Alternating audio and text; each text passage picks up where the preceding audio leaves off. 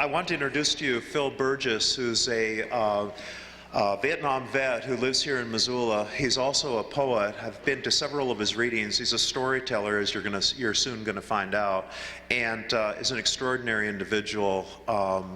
Has the ability to make sense of things that are beyond understanding sometimes for me, and he can make sense of those things, and he spends a lot of time thinking about serious issues very deeply. You'll also see that.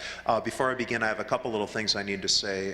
One is that I want to thank MCAT for being here. They're filming this so that if something happens today that you want to go back and think about again and you don't quite remember it, it'll be on MCAT in the future and you'll be able to see it. I'll also have tapes that you can check out if you want mom or dad to see something or hear something that happens today.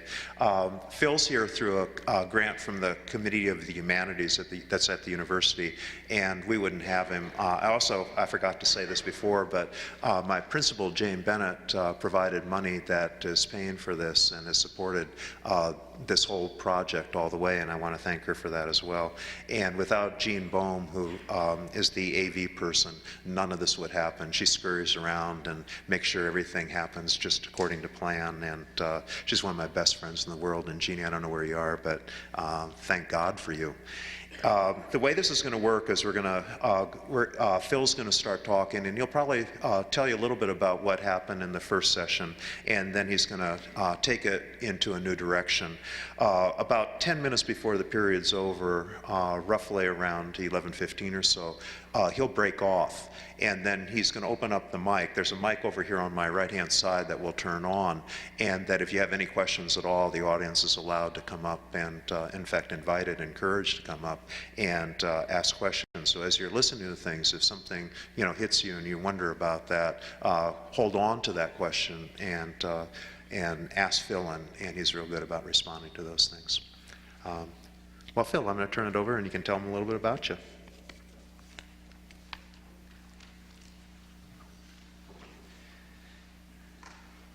During the last hour, I touched on some of the, I guess, human relationships, how human relationships were affected in Vietnam by what we were doing, and the effect on women.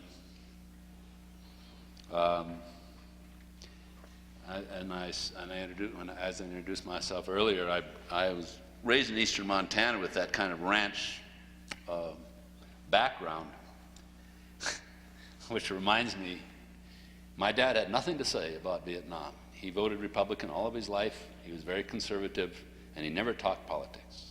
2 weeks, when he found out that I was going to enlist, he waited, and my dad didn't talk. He thought more than he talked. He waited a week or two, and 2 weeks before I was going to enlist, he took me aside and said, "If you don't want to go to Vietnam, I'll sign over the ranch to you." Because at that time, if you owned a ranch or a farm, you were exempt from the draft. That's all he had to say. But I never forgot that.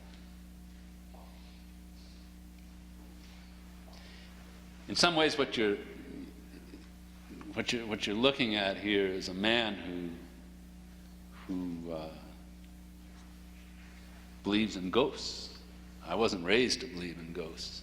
I was Scottish, Norwegian, Eastern Montana ranch kid. We didn't believe in ghosts.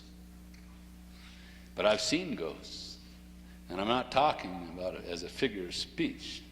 I've been on battlefields, and I've heard things and seen things that could only be described as ghosts. And I'm here to tell you that terrible things happen on battlefields to human bodies. Terrible things happen to human hearts. But terrible things happen on battlefields to the human spirit. And some of us come back out of that war, those with our spirits, our damaged spirits, but my experience, my ghosts showed me that the people that die, terrible things happen to them too. And sometimes that continues after their death. I don't mean to stand up here and I'm not up here to talk as an anti-war person. I'm not anti-war. I'm actually rather, I suppose, a little macho. And I carry that a bit too far sometimes. And I know that sometimes war is necessary. But Confucius said that before you send a man to war, or a woman, you should train him for 7 years in philosophy and religion and tactics and history. And if you don't do this, you're doing a disservice to your country and to the soldier.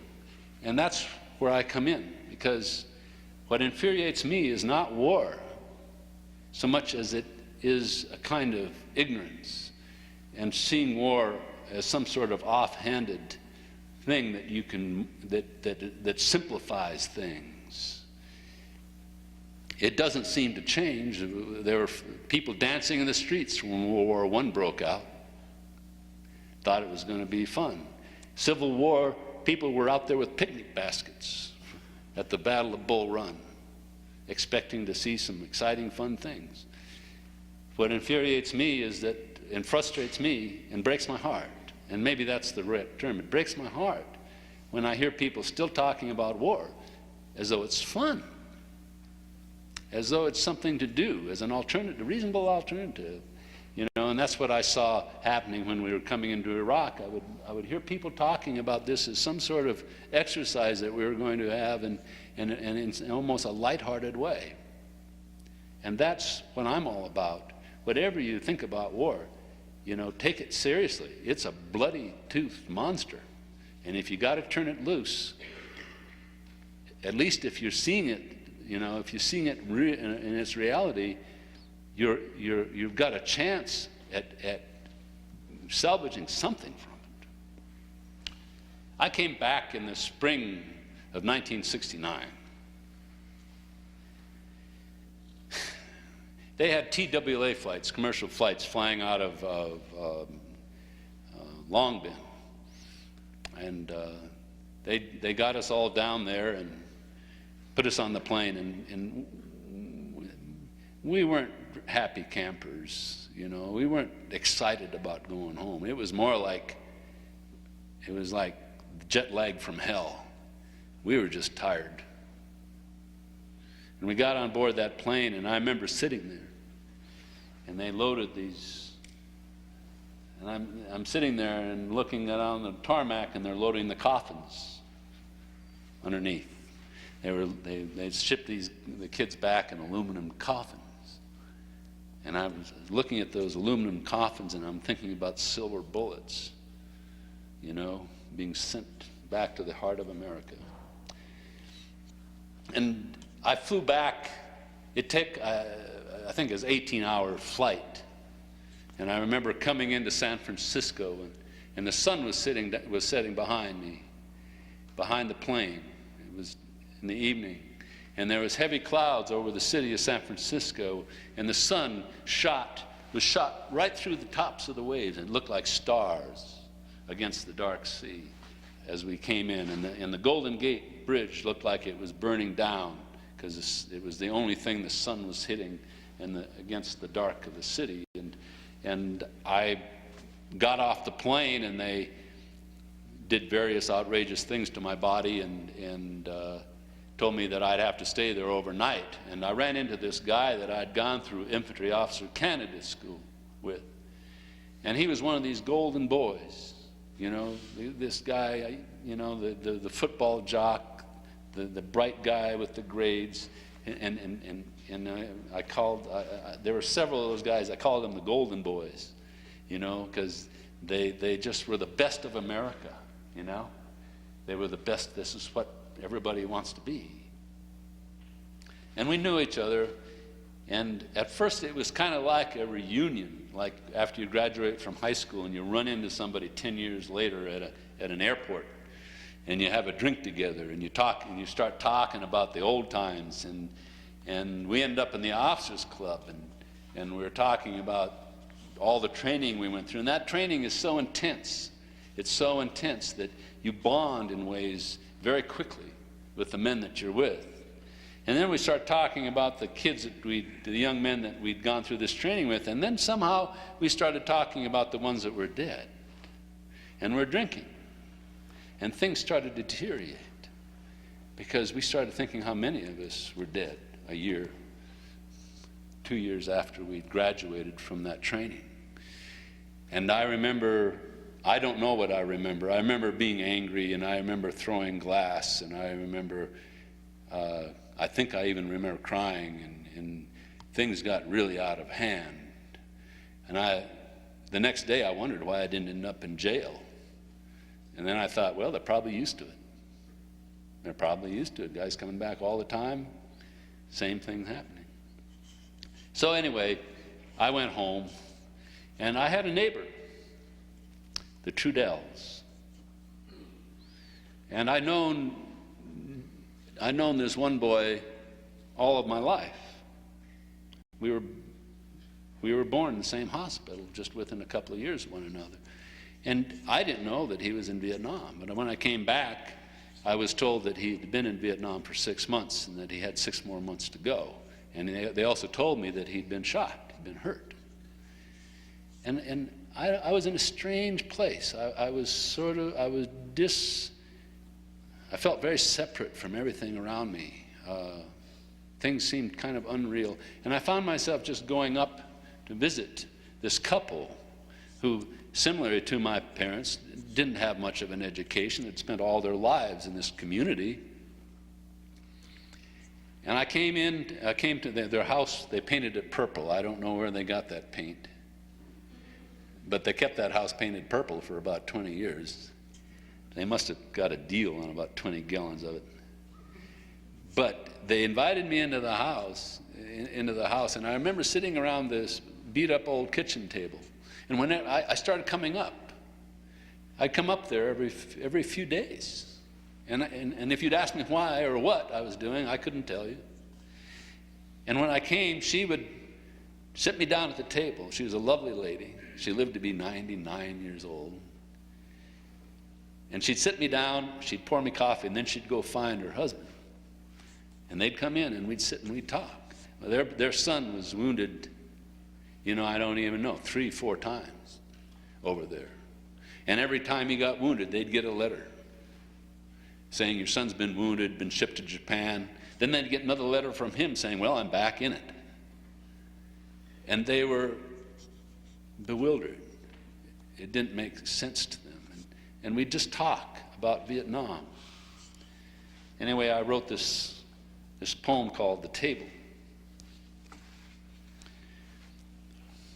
Jay and I have been too old for working off horses for a while now, but we've never hired help, and some of this country is too rough for trucks.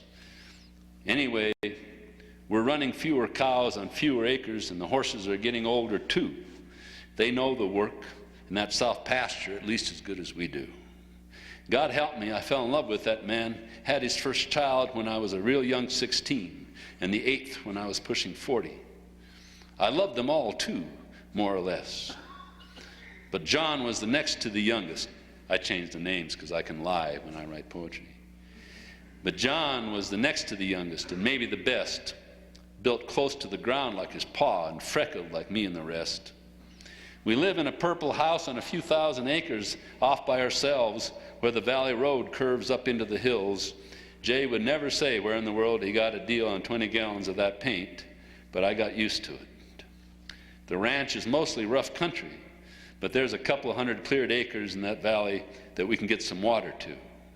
Those early years I worked harder than some men, but when the oldest got big enough to make a hand, I settled into mostly keeping house and garden and riding herd on way too many kids. The house wasn't much for fancy, but solid, and the kitchen had plenty of room for an old oak table we practically lived around. You need to understand, in those days before REA, one kerosene lamp in the center of that table would light the kids' homework while I did dishes in the shadows, and Jay would dream with his pipe, and we'd talk quiet after the kids drifted off upstairs to their beds, moths batting against the screen door, crickets singing down by the creek. We scarred that table with rolling pins and coffee cups and butcher knives and the cleaning of 30-30 rifles. It's where I poured for neighbors and stray salesmen. Some winter mornings after the kids were off to school, Jay and I would sit holding our coffee mugs with both hands and watch the steam rise off across the valley where the river breathes. In the spring of 1968, they took our John to Vietnam, where he was wounded twice, both times a note from the government, both times a different hospital, then notes from him saying he was back with his outfit. And we would sit around that table, and Jay would rub the paper of those notes as though if we sat and read and rubbed long enough, the words would simply go away. In early March, 2 men came in a government car and stood in our kitchen in their immaculate green, acting like Bible salesmen who had taken a wrong turn, waiting for Jay to come in from where he'd been moving hay to give us their regrets and Uncle Sam's and go their way. They never sat down at our table, and the coffee went cold.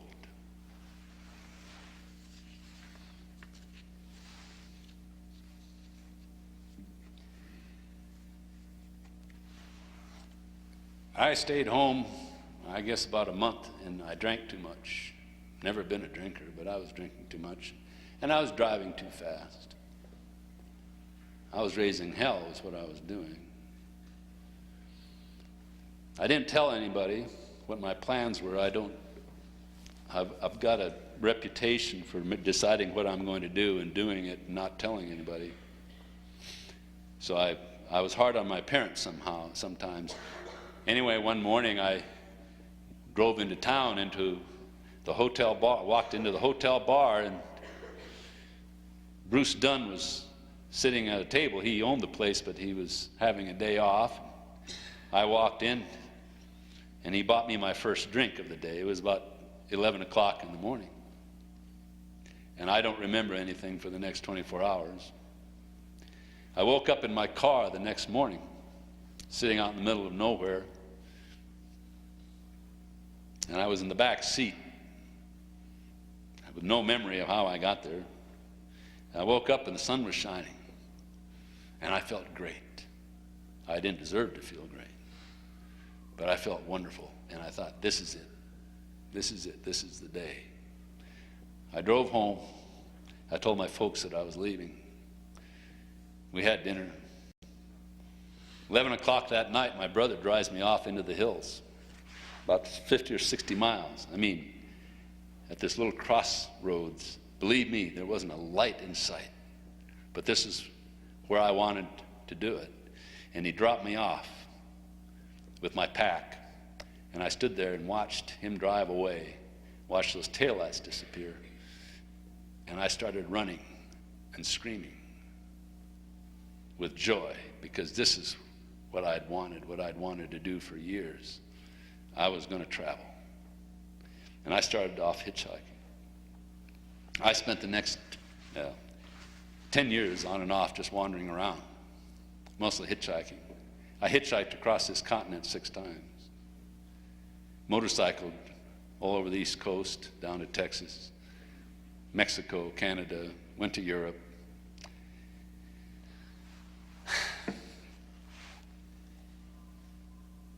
And I like to read a poem about that. Road Dog. A good tailwind and a red roadrunner carry me in holy smoke from the Thanksgiving fiddles and wine of Mountain Pine, Arkansas, through sunshine and a little soft rain across Oklahoma, on Highway 40 to Flagstaff, Arizona, and a foot of fresh snow, where I turn north towards the San Juans and Coal Bank Hill, moving along the broken shoulder of Highway 89 towards the outskirts of Flagstaff and the San Francisco Mountains beyond, lifting my feet high to punch holes in the snowdrifts, the only cleared spaces where the 18-wheelers roll. During my last ride, the car radio reports storms coming and going all the way up the Rocky Mountain front into Canada, but I'm warm and clear in my Air Force survival gear with a coyote fur trimmed hood blessed by Buddha and a $20 bill folded in my sock. Then outside an abandoned Conoco station on the edge of town, a stray dog, some kind of shepherd mix, decides that whither I goest, she will go, and she proceeds to do so. My new companion refuses to walk in the deep snow with me, preferring to stay in the snow-packed roadway from which she leaps for life each time a vehicle rips by. I beg her to forsake the path of her passion, but I fail, and she's nailed by an old twin-screw Dodge cattle truck with local plates. The driver does not turn his used-up Stetson or even slow down, but I do, and what I see is not nearly as pretty as it is final. Without pause for requiem for a dog whose only crime was to love without keeping her eye on the white line, I head up Cedar Wash toward a town called Mexican Water.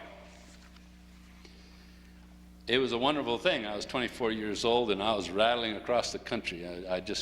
I'd travel till I ran out of money, and I'd work at whatever I could do to make some money and leave town again. And I did that for a number of years. But there was a dark side to it, too. And that was, I kept running. Part of it was, I couldn't get away from Vietnam. It seemed like every time somebody turned on a radio or television set, it was another head count, because the war was kept going till '73. And so, in some ways, I was kind of running from that. I ended up going to Europe just because I didn't want to hear another damned radio broadcast or a television broadcast about how many boys were dying. And I ended up, and the other part of that is I kept running into these veterans, and strange things would happen.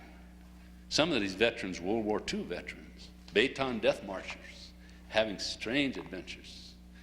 But one I'd like to tell you about, I was in Madrid, and I walked into a railway station. What time have we got here? I guess we're doing all right. I walked into a railroad station, I don't remember why, and this guy came up to me. And he was dressed really well, expensively, a little flashy, but well. And he was a good-looking man. He had on Spanish leather boots. He was American. He had an ugly scar running down the side of his face. And he walked up to me, and he asked me for a cigarette. And I gave him a cigarette. But what he wanted was conversation. And we started talking. That's what he wanted. And I ended up spending most of the next week or so with this man. He wanted company.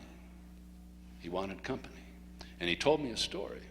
He'd served in Vietnam and had a fairly intense combat experience. But along with that fairly intense combat experience, he got hooked on heroin. Heroin over there was, drugs over there in general were readily accessible and extremely cheap. And I know this sounds terribly cynical, but it was simply true. The United States government was instrumental in making those drugs available. Some of those drugs available. That's another story. Anyway, this young man came back from the war with a heroin habit.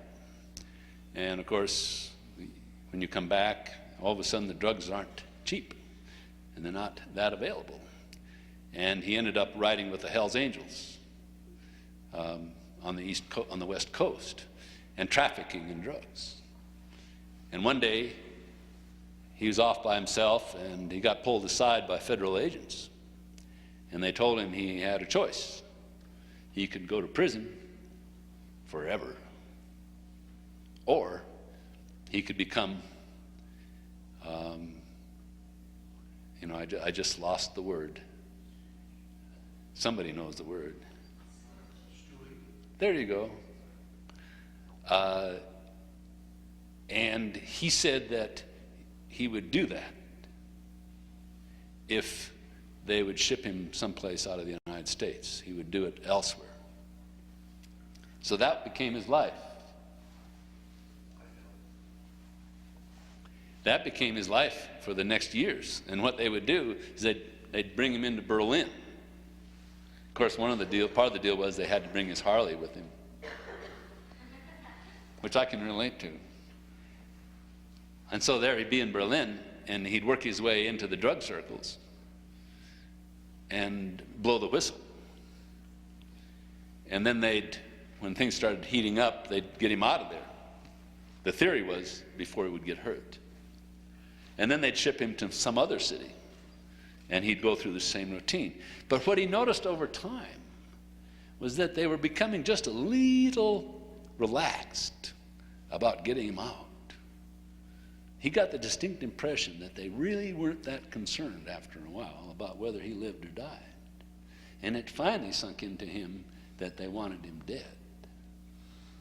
And that the only way out for him, he had two choices. He could go to federal prison for the rest of his life, or he could die. And that's when he met me about the time that I think he'd made a decision. And I think the decision was that he was going to die. He'd been hurt. That scar wasn't from Vietnam. That was one of the times they didn't pull him out quick enough.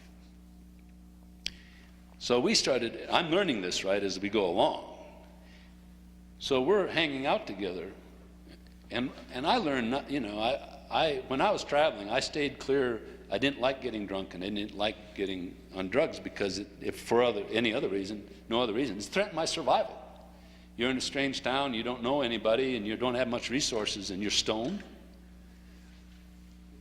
But this guy was abusing, you know. I mean, he was drunk and stoned, and he was getting into trouble. And this is in Franco, Spain, where there were limits. We'd be in a bar, and somehow or another he'd end up smashing glasses into the back bar and being abusive or picking a fight. And I finally realized what he wanted from me. What he wanted me to witness his death. He wanted me to be there when he died. And then I thought, the way this is working, I not only will be there when he dies, I will probably die with him or in prison. And so I made the decision to abandon him. And early one morning, we were supposed to meet for breakfast at 10 o'clock. 3 o'clock in the morning, I walked out of Madrid. And I have to say, on one hand, this was threatening my survival, and it was totally justified. But at the same time, I also know that this guy died alone. I know that in my heart. And so I just live with that. The name of this poem is Lo Siento, and it's I'm sorry. It's in a poem of apology to this man. The cavalier walks the stone back streets of Madrid in a silk shirt and tall boots of Moroccan leather. He lifts his face to bathe his scars in cathedral light and remembers a black horse standing still in the shadows somewhere in the mountains above Palencia. Sees withered rose blossoms fluttering down from a Roman bridge silhouetted against the white sky. The cavalier plays Russian roulette in a men's room mirror, grinds his teeth into cafe crystal, smiles blood onto the flawless neck of his Andalusian whore, and walks until the smoking fingers of the gypsy fires reach up to steal gold from the first light of dawn, walks in search of someone to stand vigil as ancient rose petals come to rest in dark water.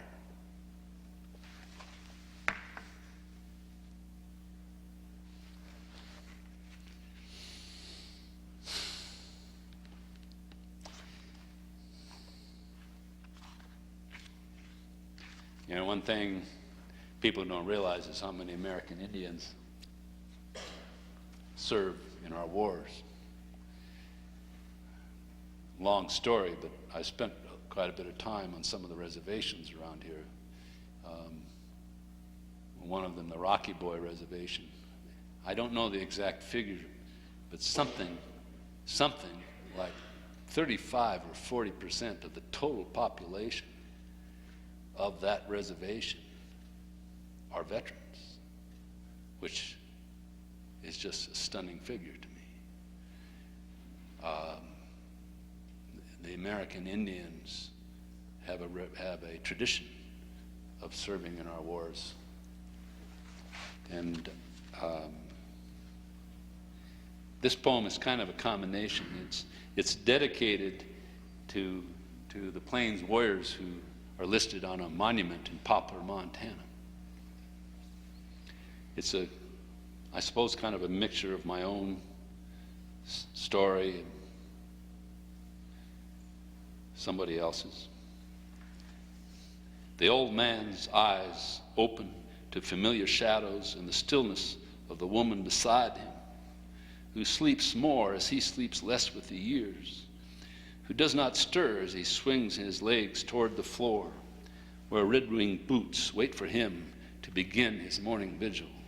Do not call to tell the old man that you embrace a long rifle in deep grass and broken bamboo. Do not tell your father that you empty your heart and wait to take a stranger's dreams. Do not call him to describe the pink and blue piastres piled deep in a canvas bag, or the rooster tail of red dust behind your Jeep as it careens towards a mandarin with eyes as still and dark as chambered rounds, waiting for you to fall. The old man shuffles in unlaced work boots across kitchen tile, worn and fractured by 3 generations, reaching above the stove to turn on the radio hours before the morning market report. Indifferent to Merle Haggard's prison yard blues, he bends to shield his Bull Durham and bugle boy from an ancient wind. Do not tell the old man that you sleep inside a devil's mask at the head of a Spanish canyon where painted bison dance, that you grind your teeth to drown the cry of approaching wolves. Do not tell your father the chart of a strange sea tattooed across your chest, or of dancing to eagle whistle and drum with streaming eyes and breasts that strain towards the sun. Do not tell him that your belly quakes, slick with sweat and fresh blood, as you soar backwards into pain until flesh breaks and the elders lie you down on the back of the forgiving buffalo. Lightning strikes in the Badlands across the river, where a red bull stands in the broken night shadows of a dead cottonwood. He paws dust up against his scrotum and yearns towards where the crystal dancers ripple across the night sky. In the kitchen, the old man smiles as coyotes sing along moving muddy water. I think we're getting,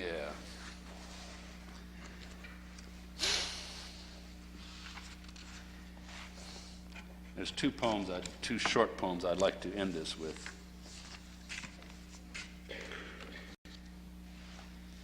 And one is a poem that a friend of mine wrote me over there, a young woman whose wedding I attended. And it's called Love. You are a sentimental soldier. You have a very strong love for your country. You always dream of your country and the blue globe. You are also reserving a peaceful love in your heart for me. Sometimes I wish to send you flowers from the jungle for making a shirt, and collect all the stars from the sky, making a necklace for you. The soldier is poor in money, but rich in love. You are a sentimental soldier. You have a strong love for your country and the blue globe. You are also reserving a peaceful love in your heart for me. You love me.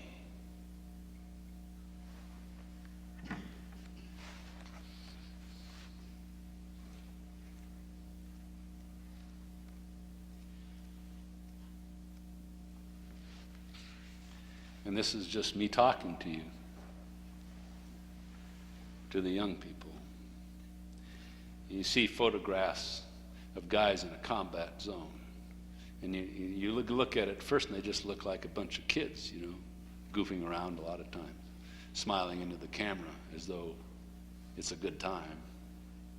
And those photographs inspired this, Mending the Promise.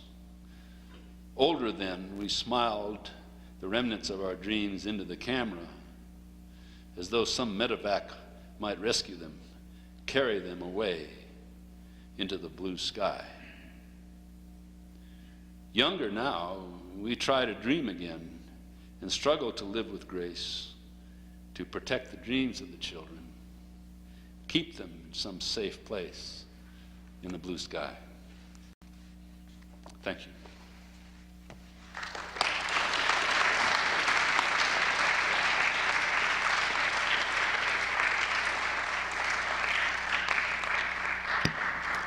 Okay, now this is your chance to come up, and if there's something that came up in either the morning presentation or this second presentation that you want to talk about or ask Phil about, this is your opportunity.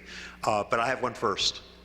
And Phil, one of the things that's been sort of haunting me since I've been teaching the things they carried and listening to your performance is, and I still wonder about and would really like your feedback on, and I'm going to ask everybody this same question actually.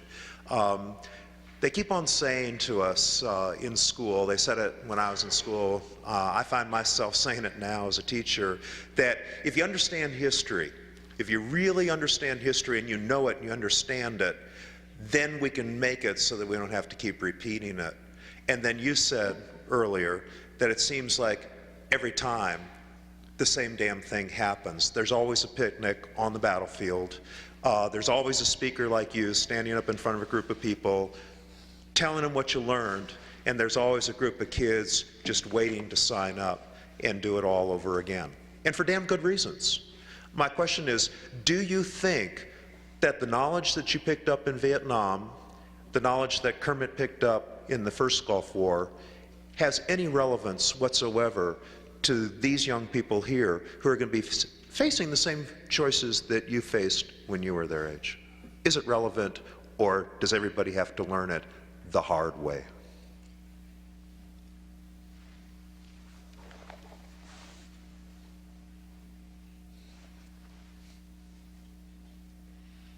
Everybody wants it to be simple, you know. I think it's part of the human condition. We don't like complex decisions. I'm not telling anybody not to go to war or not to go to Iraq. All I'm saying is, if you think it's simple, you're wrong. I think, though, that that's so hard for us to face. There's a part of us that doesn't want to question. I think maybe I can say it this way. I questioned it. I was lucky. I was older. I was 20 years old when I went into the service. I was older than most of the guys. And I'd done some reading, like a lot of you have, and I'd done some talking. I knew enough to question what was going on. And so I did it.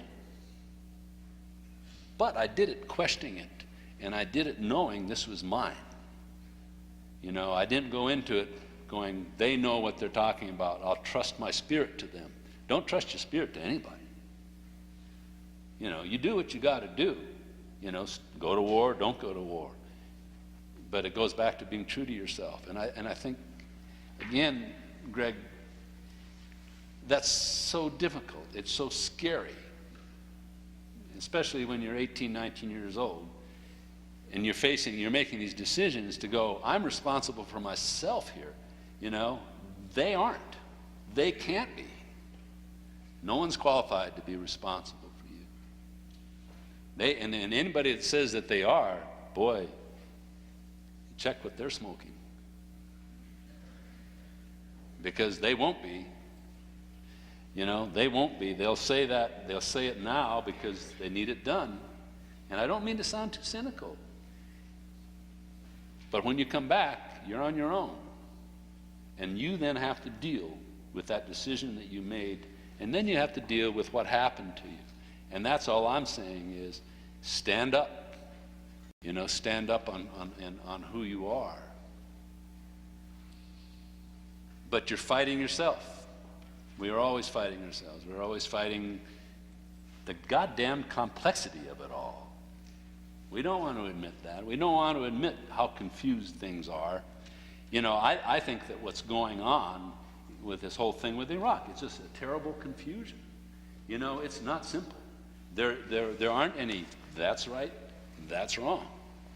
And that means that you really have to look into it carefully, knowing you're probably going to make the wrong decision. You know, knowing that but at least you tried, at least you tried. History does repeat itself.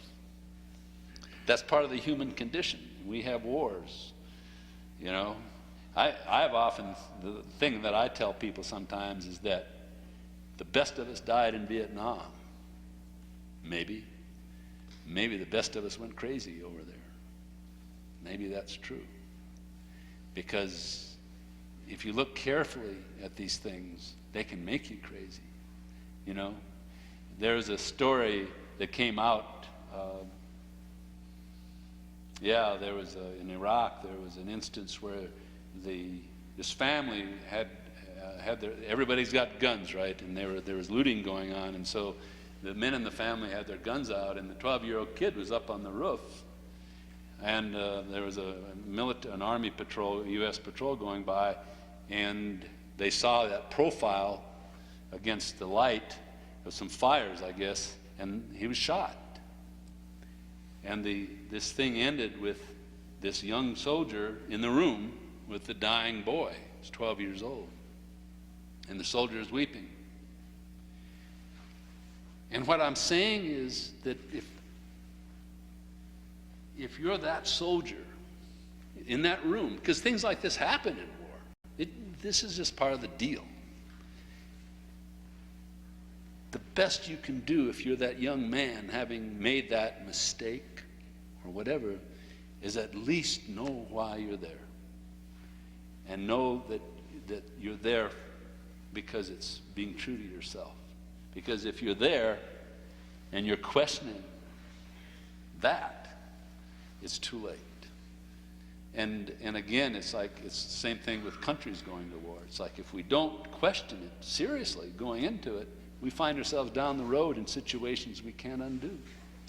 And you end up a 59-year-old guy sitting up here in front of a whole bunch of people talking about this stuff and wishing he didn't have to do it.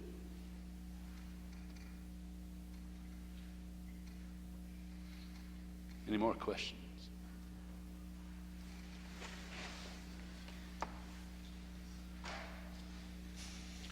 Do you believe war is necessary, or do you think there's war because we are human and humans cause war?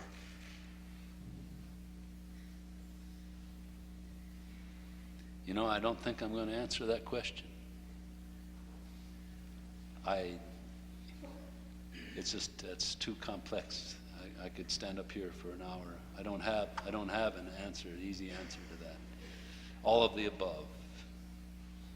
I'm not wise enough to answer that question.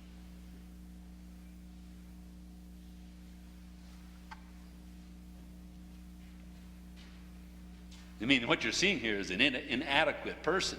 I mean, trying to be adequate.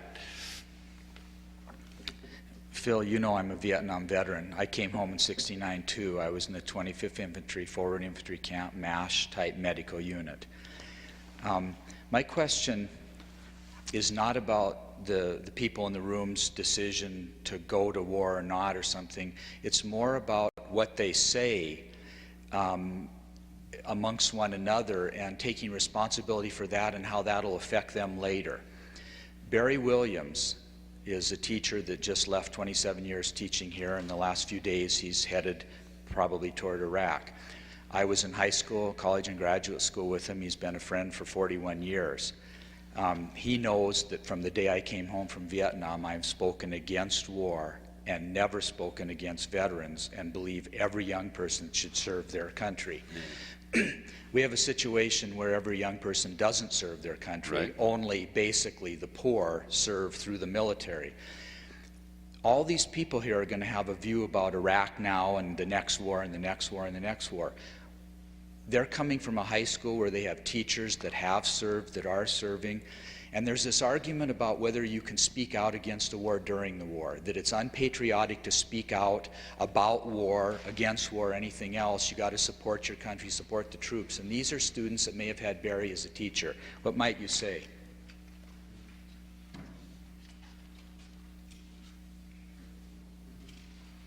I don't think I'll answer that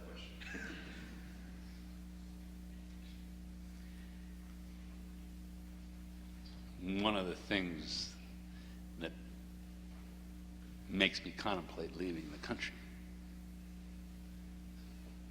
is when I see anybody being told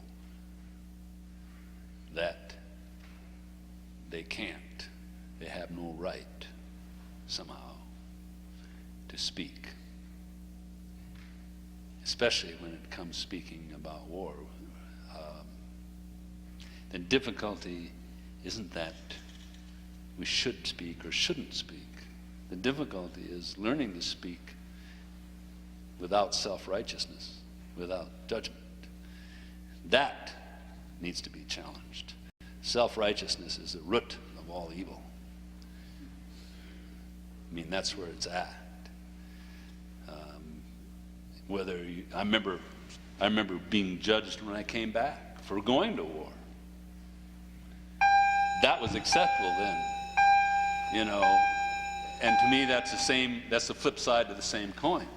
It's like we have to have the dialogue, or we no longer live in a country that 57,000 men died, you know, fighting for in Vietnam. And I think that's worth fighting for, you know, the right to speak out. And of all places, if you can't speak out in a school,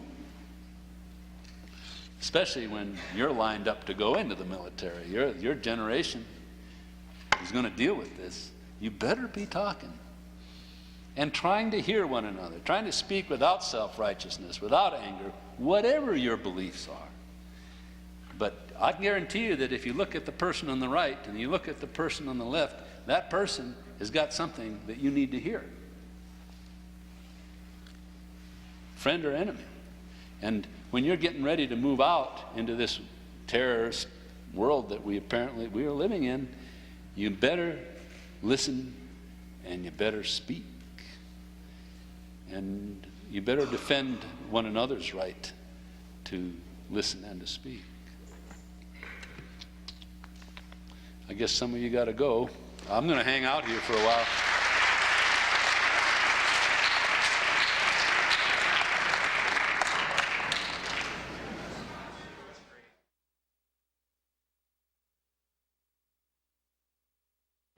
Have a couple little business things to take care of first, and then I want to tell you how the hour is going to go. I'm going to introduce to you here in a minute a friend of mine named Steve Gustafson, who teaches art over at Washington Middle School. He's a teacher. He's also a Vietnam veteran. He also rides around the country in a Harley Davidson, and he's also an old hippie who's still running around being a young guy. So he's a great person, and he's got a great show ahead of you. I want to thank a couple people who helped put this on. My principal, Jane Bennett, paid for Steve coming over here, and she didn't have to do that, and she made this whole day possible. MCAT is filming it, and I also want to thank those folks for being here. So if you see a camera up in the back, this is being filmed. It'll be on TV later in case you missed something or you didn't quite hear it right. Craig, I want to thank you for all the hard work you're doing today, and appreciate it very much. And several people have come up to me. It's been a real special day, and have thanked me for putting this on and for helping to organize it, and along with the speakers, of course, Phil Burgess this morning and Steve, and there are going to be some incredible people here next period if you can stay, including people that have just got back from Afghanistan, just back from Iraq, who are going to tell you a little bit about what that is like and how it compares to Vietnam. But one of the really cool things is people have said that more of this needs to happen, where people come in and they tell stories, true stories to you guys, so that you understand what is happening in the world. And when you're, and many of you will be faced with the choices that Steve had to make when he was 18, 19 years old, that Phil had to make. You'll have some background information on that, and I still have this kind of optimistic idea that the more you know, the better your choices can be. You're going to learn a lot today, so sit back. This is Steve Gustafson I'm going to introduce you to, and he teaches art at Washington Middle School. Thanks, Steve.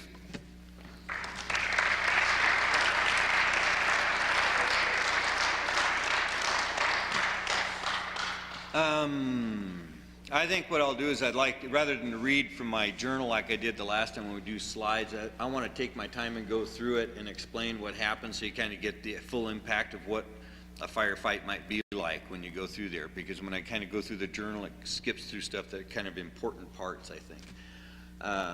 I'm a teacher. I'm a professional artist. I'm a Harley rider, yeah, and I ride, the people I ride with, it's a motorcycle group, and they're all Vietnam vets. And it's kind of interesting when you get us all together. I'm also a mountain man. I go out and live in a teepee for a while during the summer and enjoy the independence of that. And I think that's probably, in some sense, part of what the personality that's developed out of this dealing with Vietnam is an independence that I need to have, that I probably wouldn't have in other situations. Probably when I came back, a lot of people are really curious. Some of the questions that are asked are like, what was it like when you came back from Vietnam? Well, when we first came back, most of us were going to go back to college, and the questions that we got from students in college, and we're thinking these are educated people, were like, well, when you ran your boat, what was it like? And I says, well, when we were on an operation might run could be 3 or 4 days, could be 2 or 3 weeks long, depending on how deep we went into the rivers. And the boat ran 24/7. I mean, you had to have your boat on. You didn't turn it off because you would never want the chance that you couldn't get it started again. So you never turned your boat off. You always kept your screws turning because you're in a river that's in flow and would have to keep the nose of your boat pushed on the bank at all times. So the questions that we got in college was, well, now, didn't that really pollute the water? And how do you answer? Yeah, it's polluting the water, but it's also keeping us alive, and that was part. So we kind of start to shut down, and personally I never got it, but I have a friend that I went to college with, and people honestly believe some of the news stuff that was going back and forth, that we were burning babies and eating dead babies, and doing gruesome things that I never saw and that I never heard that were true. But politics, or whatever you want to call it, feeding in the news lines coming over from what was ours, made us look really bad in some sense. Likewise in the other direction. People want to know, like, well, what did you think about all the people like Jane Fonda? What did you think about those people that were fighting against the war and stuff like that? We never heard it. We were protected from the press. What we heard was how well we did in a fight, how many people we killed, how many stuff we captured, but we wouldn't hear about what was going on politically on this side of the world. So in that sense, there was kind of a one-way communication. All the stuff from here was coming back to the States, making it look really bad, and not getting anything going back in the other direction. So in that light, when we came back and we were asked those kind of questions, it was much easier just not to tell anybody that you were in Vietnam, so that you wouldn't have to be insulted by the questions that they may ask, and or have to tell the stories. So for 28 years, I stuffed everything in a sea bag and put it away until I came here to the university to work on my master's. And that was going to be, basically, I was going with this naive approach to just writing an art history book for elementary school teachers, and I was going to spend 3 summers doing that. The first week, there are some people here that have been through the program that I went through, and in that first week they have kind of a class that's called Go Deep Fast. And it was set up so that you would do analoging. And analoging is a process that I also use when I'm teaching and journaling. And analoging is when you listen to music and you do little thumbnail sketches or just doodles. And then eventually out of that, if you do it long enough, images start to work out of what seems to be scribbles. Well, the images that were showing up for me were like these little hats that the Vietnamese wore. And then I started adding on to that. And out of that, within about a 4 or 5 hour period, everything about Vietnam just came back on me. The group I was with shared that with me, or I shared that with them, and I mean, we cried for a long time because everything just came back after 28 years. And so all of a sudden, this naive book that I was going to write turned into the program that I kind of work with now. And out of that program, I have a 15-minute one-act play about flashing back to Vietnam. I don't do it very often because it's kind of hard. but also I put together a slideshow. I started working on artwork that I'll share with you a little bit. I started working on poetry, and all this kind of came out of that class that I probably wouldn't have done if I'd have taken some other kind of class. So that's kind of where all this came from, this presentation that's kind of out here. How we hid things for that long, we still did it even up to that time, and I have probably one poem that I'd like to share with you that happened to be one that come out of this same deal that we just never talked about it. I have a really good friend that works for the Missoulian, and he and I are kids ever since they were little, grew up together and stuff like that. And after about 6 years or 7 years, when I started writing my thesis for my master's, I was working on a computer one night. He comes over to the house and he says, "Hey, what are you doing?" I said, "Well, I'm typing up my thesis for my master's." And he says, "Oh, what's it about?" And I said, "It's about Vietnam." And he says, "Really? You were in Vietnam?" He says, "Yeah." "When were you there?" 68, 69. And he says, "I was there in 68, 69. And we'd known each other for 6 years and never knew that. There at the same time. So we sat down that night, and I'll have to admit, we got pretty drunk, and we sat and we cried about all of our adventures and some of our downsides that we had over there and stuff like that. And out of that came this little poem that I want to read to you now. And it's like two friends that finally found each other. And so I titled this, "Is a Friend Found?" A friend found is a passionate past, a past that finally welcomes both back home. My story slices silently through a March mist, a mist that lays coffin cloth over cold water. His story lingers loudly through a November night, a night that lays body bags over black ground. A friend found is a wiser world, a world that finally allows both back home. So that was the poem that kind of came out of that meeting. And it kind of lets you know that that's what's happened between a lot of vets. I've got friends now that go from one extreme to the other. I'll have people that'll stand up when the American flag comes by. As a matter of fact, the only fight I ever got into. And of course you have to remember I come from a family that's mother apple pie and the American flag. That was my background. It's well entrenched, and that's how I got to Vietnam to begin with, because it was my duty, I felt, to go over there. Young and naive that it was. But anyway, so the only fight I ever got into was because someone wouldn't stand up when the flag went by. Okay, he had the right to sit there, but you're not going to just sit there if you're going to, you're not going to sit next to me when it goes by. So that was, and that's why I was over there. That's why all our friends were over there, and that's their feeling. They went over there, they did that, they did their fighting for that purpose, is to have that person be able to sit there, I guess, and do what they want to do. But you don't want to do it around a bunch of flag wavers. Okay, so beside that, so that was kind of where we're at. So what I want to do now is I want to go ahead and run through my slides, and then I'll talk a little bit about my artwork. And slides I'm going to do a little differently this time, rather than read from the journal. I had a hard time keeping up with the sequence on the screen. So what I want to do is go through here. If you have any questions at any time while I'm doing this, just raise your hand. They would appreciate it if you'd run down and go over to this other mic over there to ask a question so we can record it. But if you have a question at any time we're going through the slides, raise your hand, holler it out loud, I'll repeat it so we get it done. But what I want to do is just kind of talk you through the slides this time rather than read from the journal. Oh, no, it's not the end.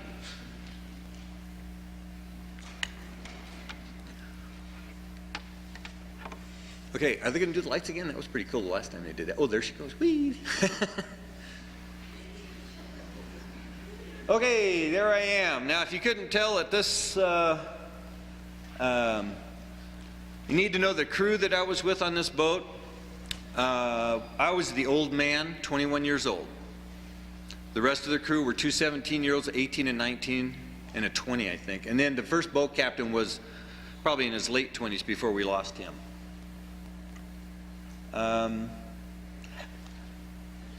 Personality-wise, I was a hippie. Before I went to Vietnam, I was based in the Navy for about 2 years on Alameda Island, which is between San Francisco and Oakland.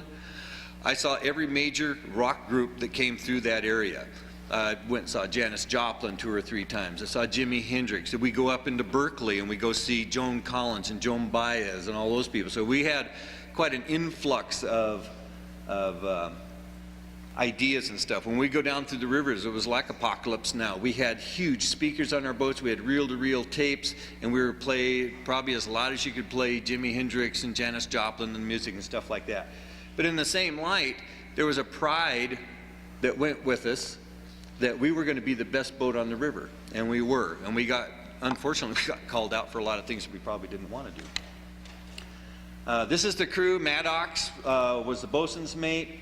He was in charge of making sure the boat was kept up real well. The blonde on the next to him would be Rick Lowe. Rick Lowe was one of the enginemen. The other engineman was Cornell, the one with the horn-rimmed glasses. Our boat was powered by 2 diesel D76 engines. The man in the middle was our gunner's mate, and the far right with the hat was our first boat captain. And when the first firefight we got into, he got hit with something, we're not sure what it was, but it took out a big chunk of his leg here and both his testicles. And so when I went back to find him, because everybody else was busy shooting, so I went back and he's doing one of those typical things that they try and train you for. His blood's going psst, psst, like this. Opened up the first aid kit, and there was a bunch of Band-Aids. So we had to wind up doing. So I got into the DC locker, which is a damage control locker, reached in a pair of needle-nose pliers, reached in, pinched it off, stopped the bleeding, wrapped it with some duct tape, and then we just stuffed some wadding in there, and that's, I guess, doing pretty good. The interesting thing about that was when he left the boat, not once did we ever hear if he lived or died or what happened to him.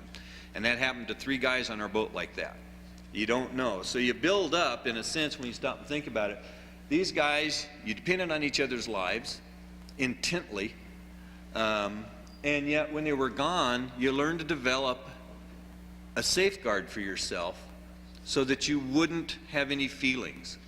So when these guys were gone or left, you could still keep on doing your duty, you could still keep performing and not get emotionally involved in it. And unfortunately for me, it still lingers. It has not gone away. The kind of boat that I was on was an ASPB. It's an attack assault patrol boat, rather heavily armed. And it used to push a pretty good wake. Matter of fact, we did. We surfed behind this thing when we get out on the bigger rivers. Sometimes when we traveled at night, the only light we would have on would be a little radio light, or our radar, or the fathometer. And the radar kind of lets you know the long lines that you see are the edges of the jungle. The whitest dot in the middle is where our boat is. And then the littler dots on the left and the right are 2 other boats in the river with us. So you can see how tight the rivers were and how small they were that we operated on. Had a top mount and a forward mount with 2 20 millimeters. Boat had a canvas cover to keep things, if there was something tossed at our boat, it would hit the canvas like a trampoline and hopefully bounce it back off.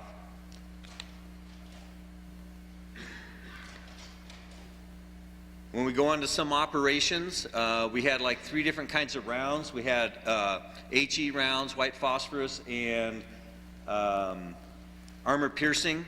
And every 5th round was armor piercing. And when we go into an area where we had friendlies working, we'd have to go through all the ammunition and pull all the armor piercing out and then relink all the ammunition back up again.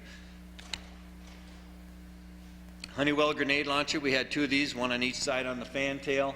This is the same grenade that they use in the M79 this is a grenade launcher, but this is the machine gun of that model. There's the M79 in the middle of the table. Each person on our boat had his own shotgun, 38 caliber, M16, stuff like that. And, the other thing, it kind of gives you kind of a sign of what the boys were like on this boat. If you look at the patch on the sleeve, and you can see a closer one. Actually, the real one is over there on one of my artworks. We were an alpha boat, but all of a sudden, right in the middle of that is a big flower with the boat numbers on it and stuff like that. So any chance we had, we were showing the sign of our times. Oh, another flower. This was a percussion grenade because most of our enemy were in the water, or a lot of times were in the water. We would use percussion grenades, toss them in the water, brought a lot of fish up sometimes, but the idea was just to get swimmers and not to frag them. Two 60s, we kept one up in the coxswain's flat, and we had one on the fantail. So when we got into a firefight, absolutely everybody but the guy driving the boat was shooting. Okay, so what I want to do now is just kind of run through a typical operation, what it would be like to go on an operation without having to read this and keep up with it. This is an EMRB. It's called a mobile riverine base. They stayed out on the big rivers, like the Canto and the Mito River. You can see where we're all tied up along the side. See, we were like the chicks. We lived on this boat 24/7. We never got off unless you went on R&R. So we didn't go live on a base. We didn't go live on a big ship. We stayed on our boat at all times. Right now, this is how we would tie up to the sides. Usually there was a big dock between the big ship. I think this was like a hospital ship at the time, and sometimes you'd be next to a troop ship or next to a repair ship or something like that. And the boats, as you work your way in, you can see the one that has on the far side, there's one, we had the boats that the fronts would drop on. They're like the old LSTs. You could drop the front. That's where all the troops would run off. The next boat out coming this way, there's two of them actually, are they called the Mike boats. They got the Mike because they were called the monitors. They were 105 tank mounts mounted on the front of a boat. The next boat that's farther in, there's another one. It's kind of hard to see from here. Oh, I need a pointer. That'd be cool. There's a Zippo. We called it the Zippo because the Zippo lighter was popular at that time. And we have one boat that's a flamethrower. And those were like, if we went out on long missions, all these different boats went with us. And ours was like the Alpha boat. Ours was like this. Is the fastest boat, the most maneuverable boat. And we could turn around on a dime. We could be going full speed down the river, throw one engine forward, one engine back, hit the wheel, and we could stop and turn right on a dime right in the middle of the river and wouldn't have to make like a U-turn. So pretty flexible. Dong Tam, this is where we came to get repairs. If our boat got shot up or anything like that and we had to pull it out of the water, this is where you come back to this bay, go inside, and they would put us up in little hooches for a while and stuff until they fixed our boat. Boat captains meeting, sometimes it's called the Bravo Charlie meeting. This is where we got all of our instructions, all of our light colors. If you see this post right in the middle of the screen, just on the other side, there are 3 lights that go down the other side. They're either amber, blue, or let's see, what was the other one? Just kind of a red, an amber, and a blue. And they would be, each boat had its own color. So at nighttime when you were cruising the rivers, you could see these little colors on a mast and know exactly what boat you were looking at. So that was the only way we could spot each other at night. Very typical small village along the rivers. Most of their cities and all their stuff were centrally located around rivers. This is like one of the smaller hamlets. A lot of times these little poles sticking out, they'd come halfway out into the river like fishing nets. A lot of fishing was a big part of their industry, as well as the farming that went on. We were coming in, this was close to Tet, and they were giving us a little problem, and this was a fire base that came under attack, and they wanted us to come out in the middle of the night and guard the water side, so it was our job to patrol back and forth along this while the fire base was under attack on the land on the other side. And what you see up in the sky, this little red flame that's up there, that's coming down, that was Puff. And we knew it as Puff the Magic Dragon. And this was a DC-10 that had 6 miniguns in it. And just so you kind of understand the damage that this one plane could do, it could fly over a football field with one pass and cover almost every square inch of it. It would completely defoliate a jungle, along with Agent Orange. Yeah, and this is Maddox. Anytime, we were always told when we were going through training, just don't sit there, or just don't stand there if you can sit, just don't sit there if you can lay down, and just don't lay there if you can sleep. Because most of the time we were up and at 'em, and most of our operations took us quite a few hours to get to. The longest one we went on was a little over 30 hours traveling from one place to another. A lot of our stuff was done at nighttime. And yeah, interesting story related to this flare, but I don't want to take up too much time. Okay, just typical size river that we operated on. We very rarely stayed out on the big rivers. We always went down into the little tiny rivers. I know they always made it look like in the movies that the PBRs went down into those little rivers, and that was those ones that you usually see in movies. They never went into these little rivers. They always send us down. And we always operated really close to the bank. Oh, yeah, if we get into focus, that's what you see there is Agent Orange. Came down, defoliated that whole area before we got into it. Interestingly enough, when we used to pick up ARVNs, we only worked with ARVNs twice. Most of the time we worked with special troops. And we worked one time, this is a small village, and the building in the background is a school. What you have to realize is that these are all young men and boys that were getting ready to go off to battle. It was our job to transport them in this particular mission.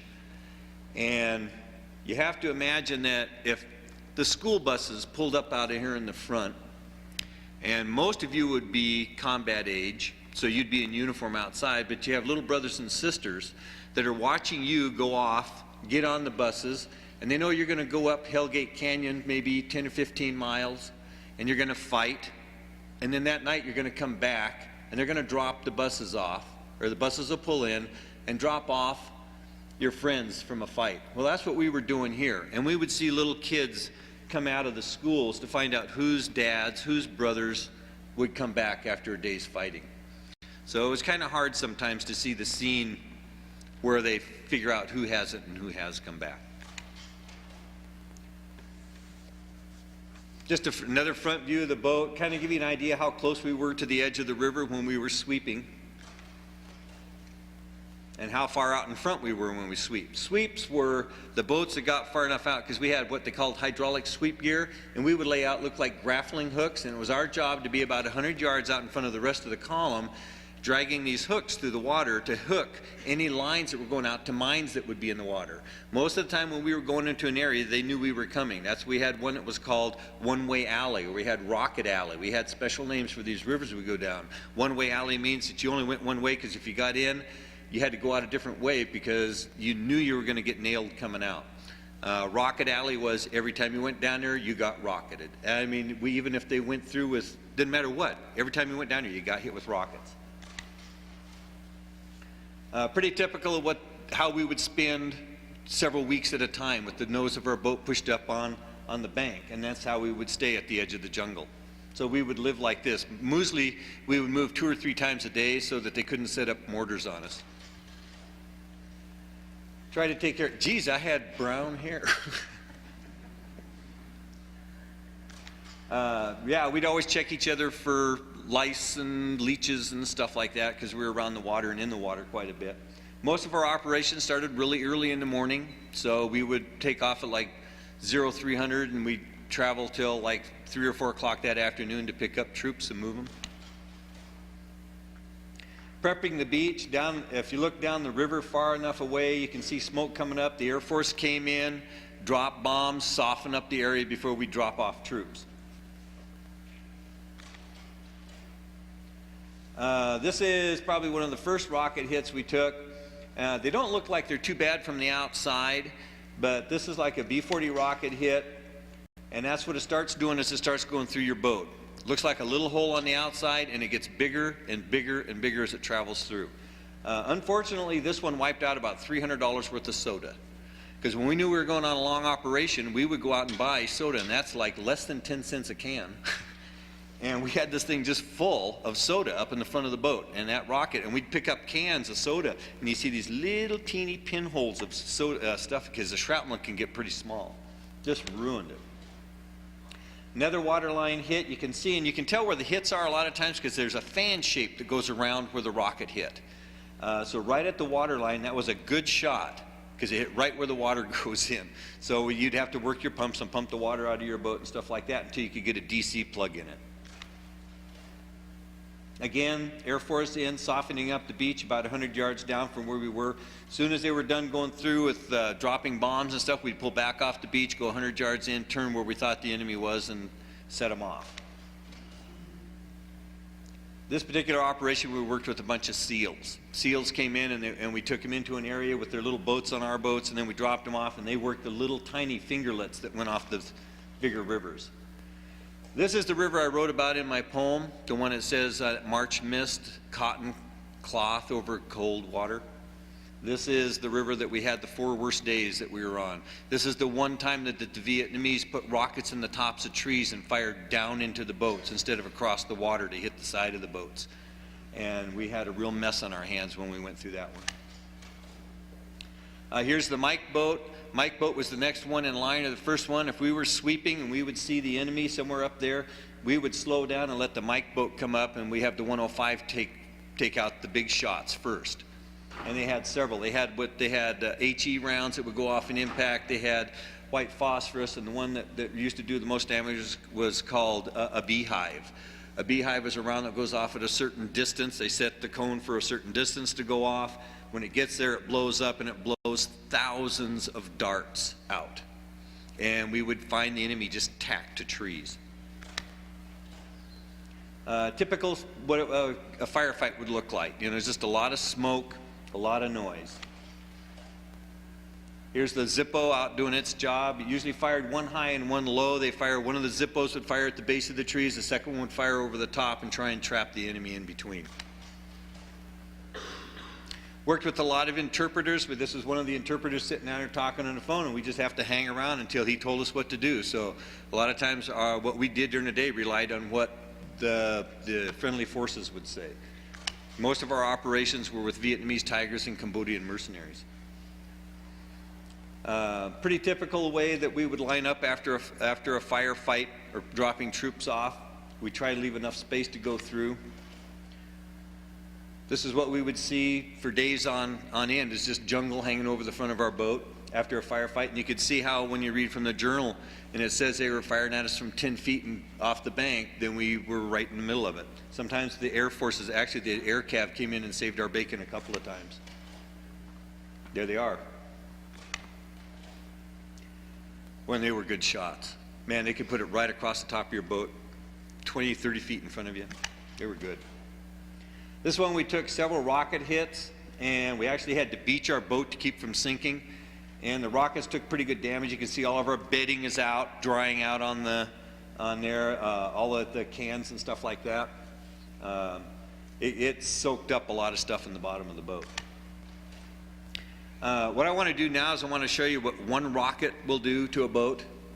Okay, and as you look through this one, fortunately for me, this rocket hit about 2 feet from my head, so I was deaf for quite a while. And what happened was if it had been 2 inches higher, it would have hit where I was looking out the window. Luckily enough for me, it hit 2 inches lower, and it drove the rocket down inside the boat instead of putting it up through the window that I was looking out of. But here's where the rocket went in. That's where it went out the other side of the boat.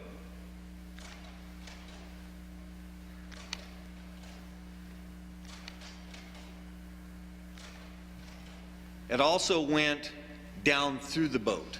So this is the deck. So I went down below and took a picture up through the deck. So this is all the shrapnel that went down through the deck and out the bottom of the boat. Okay, so that was one rocket. So when I read my journal and you see the one, we got hit with 3 RPGs and 4 B-40 rockets in one firefight that went all up and down the side of our boat.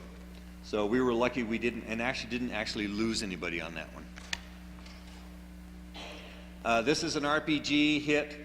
This is the part of the boat that they actually had to cut out and replace the whole section of the boat. We had one hit on one of the 20s that was on the back of our boat and just blew it up.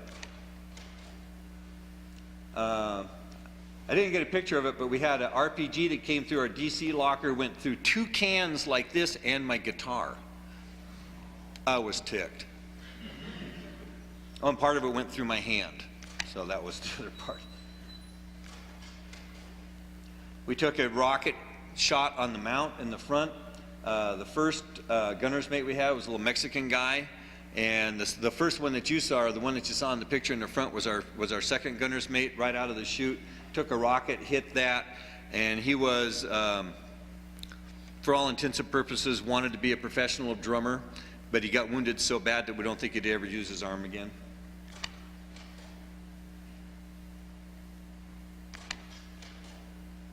And then after it was all done, we would push the boats up on the bow, and because we're the only boat most maneuverable, but we had a pointed bow. Everybody else had flat bows. So we were chosen to go down. It was our job to go down and touch the back of all these boats. And we have to pick up all the dead and the wounded. And we transport them onto our boat and then take them out into the river or farther down the river, and they would take a tango boat, and a tango boat was one of the troop boats. They'd pop smoke so that the medevac people would know where to come in at, and they would land on the boat. So we would pick up the people off the fantails, take them out, transport them over to the tango boats, and then the helicopters would come down and land on the tango boat, and that's how we got all of our people out.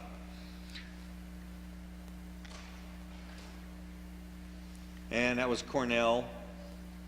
Again, there it is. There's that little sign, the little flower, the little peace sign that's on the inside of the flower and stuff like that, so you kind of know. That helmet really actually saved his life. It's kind of a goofy looking helmet, but they have to have it for phones that they put on so we can talk to each other throughout the boat. And so he took all the shrapnel in his arms and stuff like that instead of in the top of his head. So these were all people that were hit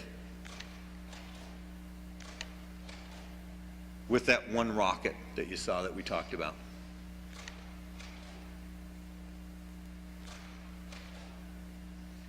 Little downtime.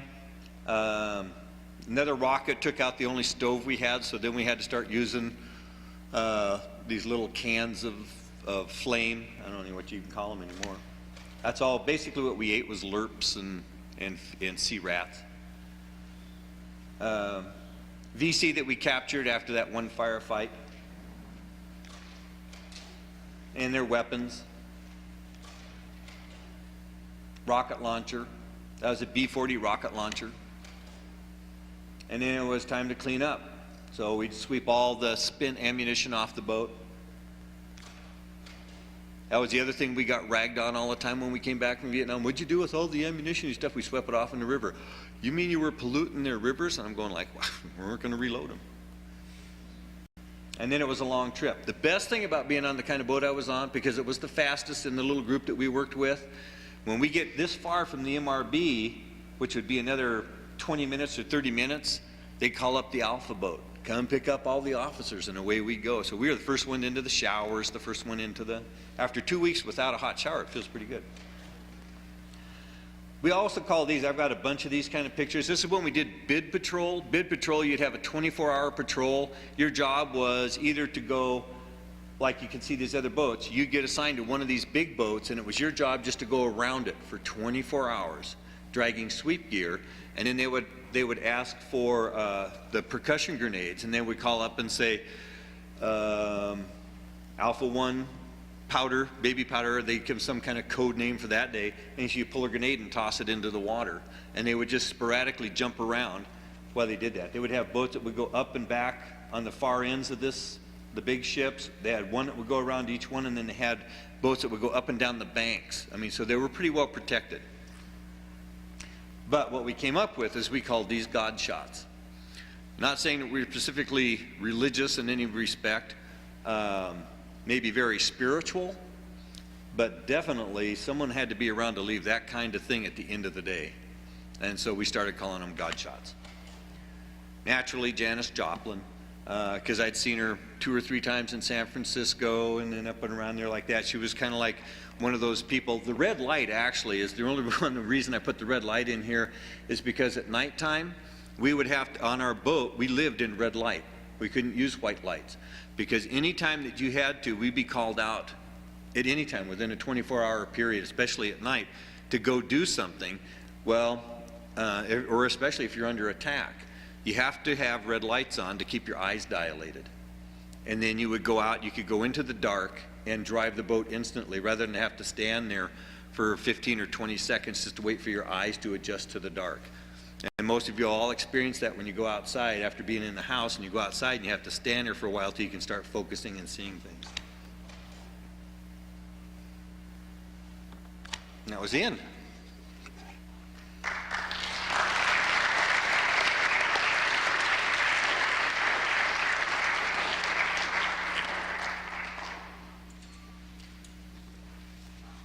Folks, we have a little bit of time left and just enough for Steve to answer some questions. I am going to ask you to please come up and use the microphone so that we can pick it up also on the camera, so that if anybody wants to see this later, they can hear the question and also hear the answer. So if you have something that you've been thinking about or a question that was raised in Steve's performance, come on up now and ask it. I'll turn it on.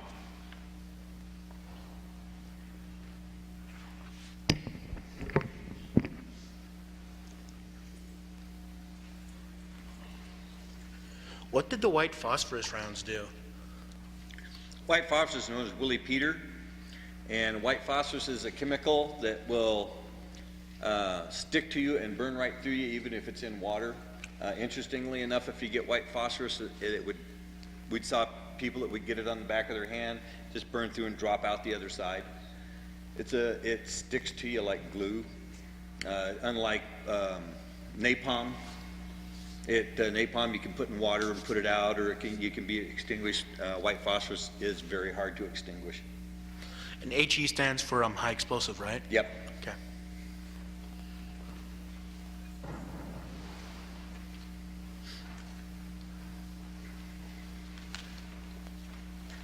How have your experiences affected your artwork? How have my experience affected my artwork? Immensely. As a matter of fact,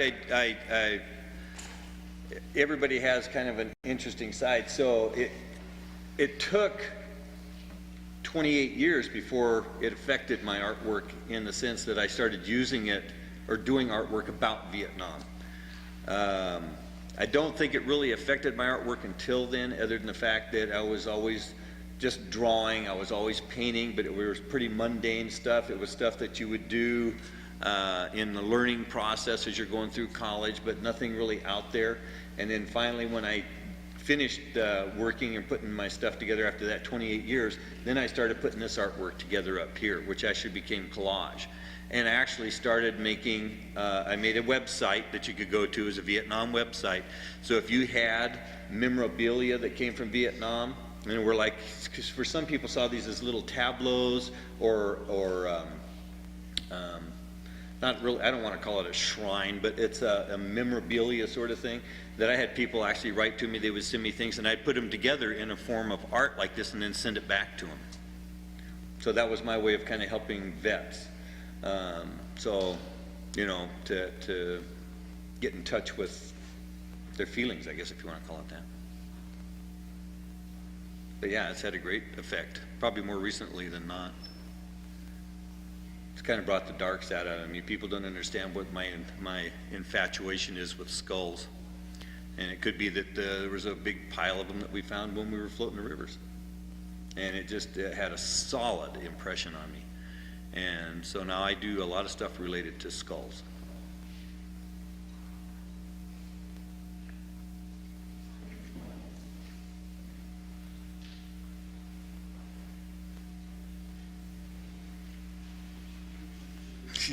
That's a long walk.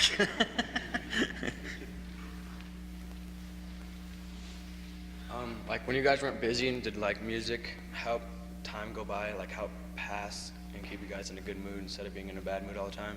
How did music affect the war and like your life, I guess? I don't know. The kind of music that we listened to, we only had one guy on our boat that was kind of a country, but everybody else were very much into rock and roll. And we knew a lot about the lives of rock and rollers. We knew a lot of what Jimi Hendrix was just becoming popular and stuff like that. And we would listen to it probably just because we could crank it up and make it loud. It made it enjoyable, and it helped pass time. We had guitars. Most of us would do, I sat and learned to pick out on my own, you know, just I had an acoustic guitar till it got blown up.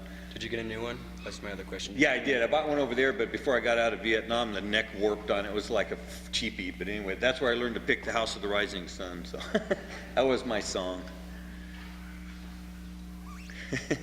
Very popular at the time. I couldn't scream like Janis Joplin. So. My brother was in the Navy on Old Rosie, and he talked to me one time about they read lots of comic books. Oh yeah. So maybe you could tell the kids a bit about that.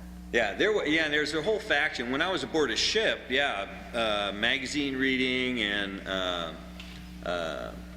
comic books were very popular, especially Batman, Superman, things like that. The other one were one that people really got into a lot, and there seemed to be probably more of that than anything, were what they called shit kickers.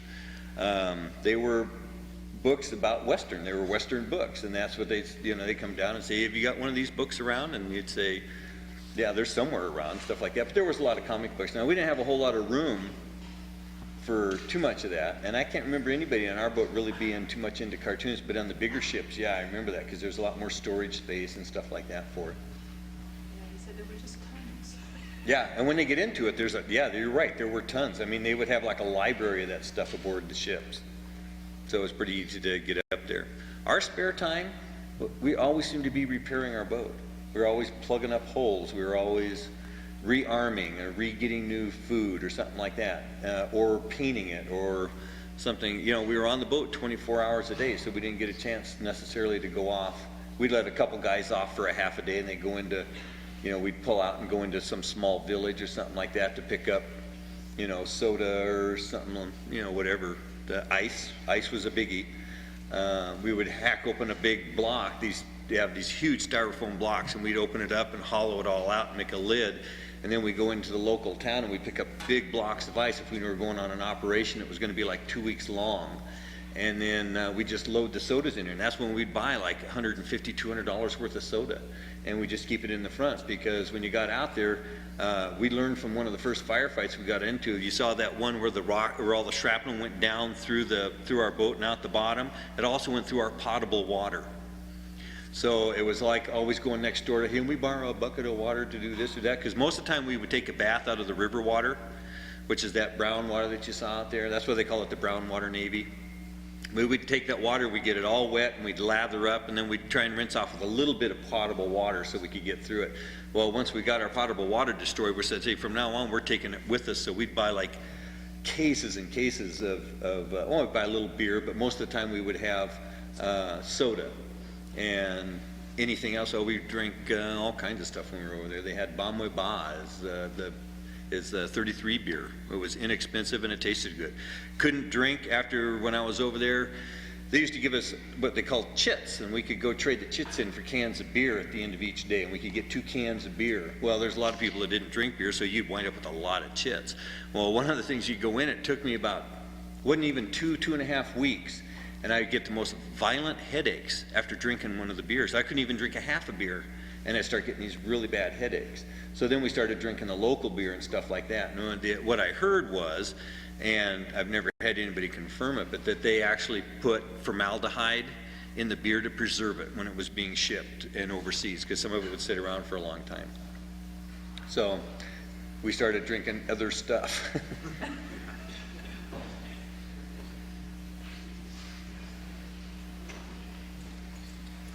Did you guys have much of a, did you brush your teeth and like stay clean constantly? Because I know you had a lot of soda with you. I'm just wondering, did you have like a daily routine of like keeping your teeth brushed so you didn't like rot? Did we brush our teeth? When we would remember. Yeah, it was, yeah, and you do. But I think the key word that you came up with is a routine.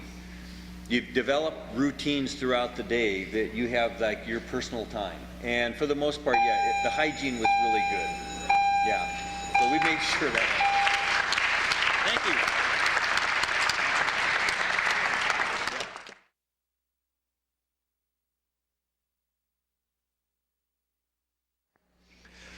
Okay, well, we haven't really rehearsed this or anything, so I don't know exactly what's going to happen. If you're coming in for the first time, what's happened so far is in the morning, Phil Burgess, who's wearing the black beret here, did a 2-hour presentation on his experiences in Vietnam. And then for the last 2 hours, Steve Gustafson, who's here on my right, has been telling us about his experiences in Vietnam on a gunboat. So we've been pretty much through Vietnam, and what I billed this at, and didn't quite know where it was going to go, and still don't know where it's going to go, we're going to find out right now, is we're going to ask the question if what these guys learned in Vietnam has any bearing, do they think, on what's going on in Afghanistan right now, and also what's going on in Iraq. So luckily, and this happened out of the blue, it's one of those wonderful things that happens, serendipity I guess they call it, is that Robin Titus, who has a son here in Hellgate as a junior, just got back from Iraq. And one of Kermit Edmonds, who's one of my best friends, former Hellgate teacher, history, one of his former students, Joel Cusker, just got back from Afghanistan. So what I thought I'd do is turn it over here to Steve first, and although some of you already know who he is, he's going to just tell you a little bit about who he is, where he's from, and we'll pass the microphone down from both sides so that everybody can kind of introduce themselves and say what their connection is. Accordingly, my name is Greg Lenahan. I'm an English teacher here. I guess I'm the de facto organizer of this event, and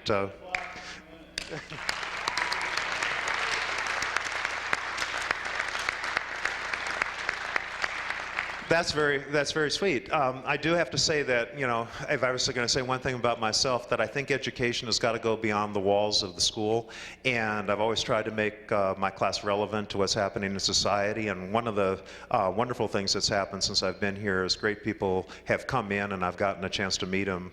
Steve here is one of those people. Was a teacher here in art for a while at Hellgate, and I got to know him then, and we stayed in touch. So I'm going to let him introduce himself first. Steve Gustafson. I think most of the students that I've had in the past know me as Mr. Gus. Most of my friends call me Gus. Interestingly enough, when we were talking, I guess I do, when I mentioned the last time, I'm a teacher, I'm an artist,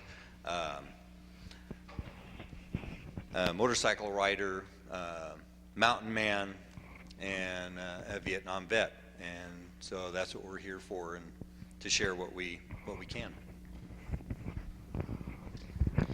I'm John Garrity. I grew up in Great Falls, went to Helena High School. Barry Williams, your just retired English teacher who's on his way to Iraq, and I were at Helena High School together in college and graduate school here in Missoula, and he's been a friend for 41 years. I was in the U.S. Army, enlisted 3 years, from 66 to 69. I spent 69 in Vietnam, 25th Infantry Division, Forward Infantry Camp, in a MASH-type medical unit. MASH on TV was behind the lines, and so people went back there wounded. In Vietnam, MASH was in the midst of all of it going on. My name is Robin Titus. Graduated from Hellgate here. Went into the military in '79 right after I graduated. Did 13 years of active duty. Got out for a little bit. I basically in the reserves now, drive truck when I'm not a soldier. And I'm a Gulf War vet and currently serving in Iraq and Kuwait. Thanks for coming. That's about as far as we get. Do we stop? And then we'll pick up with Joel. Check. Okay. I'm Kermit Edmonds. I was a history teacher here for 30 years, and I had the privilege of serving with other teacher students. I don't view myself as being just a teacher. All of us have some wisdom. All of us have some kind of courage from life experience that even us old guys haven't had yet. So I look at you as equals in being teachers, students. I was in the military in little phases of regular service and then reserve service since 1959. And I was called up to active duty in my last reserve status to serve in Operation Desert Shield, which became Desert Storm, which today is known as Gulf War I. And there were other short periods of service in Korea. So it's nice to be back here with you guys. I see very few people sleeping. You're wonderful.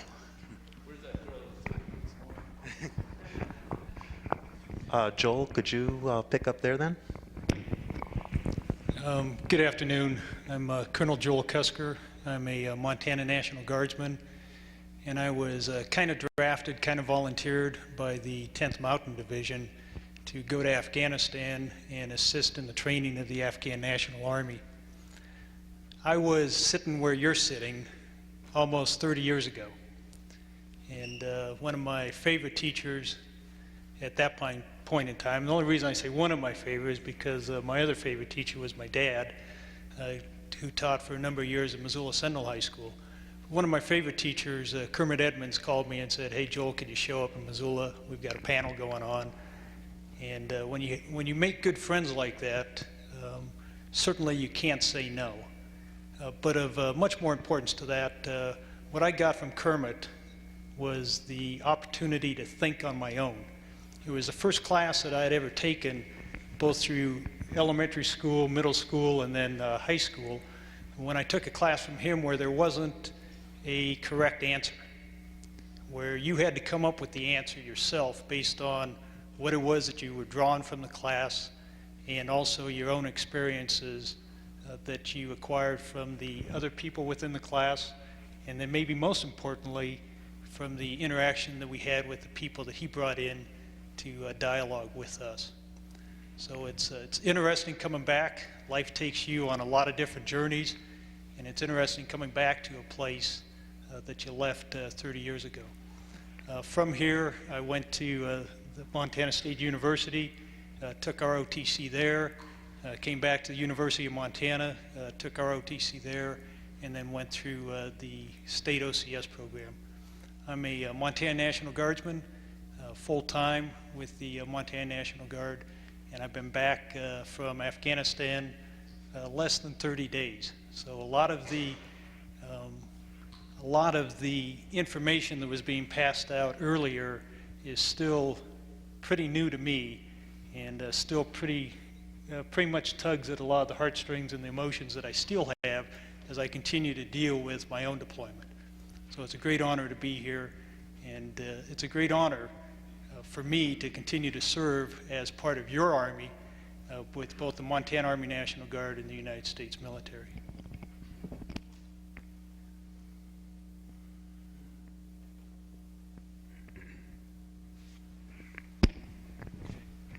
Good afternoon. I'm Milo McLeod, and I'm the forest archaeologist for the Lolo National Forest. But long before I became that, I joined the Army in 1968 and spent a year in Germany, and then was sent to Vietnam and served in the infantry with the 173rd Airborne Brigade. And when I got out of the Army, I swore I'd never go back in, but I ended up over across the street at the University of Montana in graduate school, and I needed a part-time job. So I joined the Army Reserves and out at Fort Missoula. And being a mediocre graduate student, it took me longer to get through graduate school than expected. So all of a sudden I had 7 or 8 years of total service and decided to stay in the Army, or stay in the Army in the reserve capacity. Later I transferred to the Montana Army National Guard and had the opportunity to serve with Kermit Edmonds and Colonel Cusker. And both Kermit and I were activated for Operation Desert Shield, later Desert Storm. And in 1999, I left the Montana Army National Guard and joined the Army Reserve again. And this time I was assigned to Special Operations Command, the Public Affairs Office in Tampa, Florida.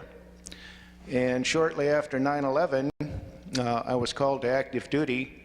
Spent nearly a year down in Tampa when the Afghan war was going on strong, and was released a little over a year ago and came home just before the invasion of Iraq. But since I left Tampa, I'm currently assigned with Special Operations Command Pacific in Hawaii, and I'm the Public Affairs NCO over there. So in my civilian job, I function as the archaeologist for the Lolo National Forest, and still serving in the Army.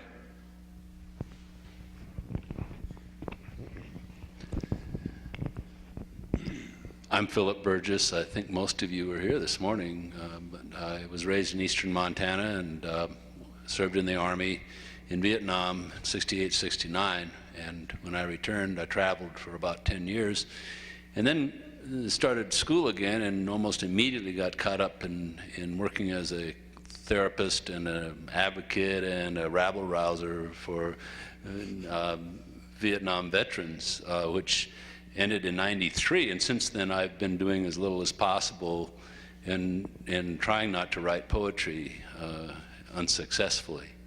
But I was thinking sitting here that I've been thinking all day about the the mixed feelings I have about doing these sorts of things, because in some ways they're difficult for me. They're very difficult. At the same time, I just feel so relieved, I guess, that this sort of thing goes on, because it wasn't going on in 1973 or 63 or 53. But I've also had these thoughts. The Native Americans always knew that this sort of thing needed to go on. What they would do, they knew that war poisoned the warriors, and so they recognized the need to purify, to heal warriors. But they also recognized that the warriors had things to teach. And so even while on one hand they helped the warriors and healed the warriors, they also asked the warriors to teach and to share with those who didn't go or those who were too young yet to go.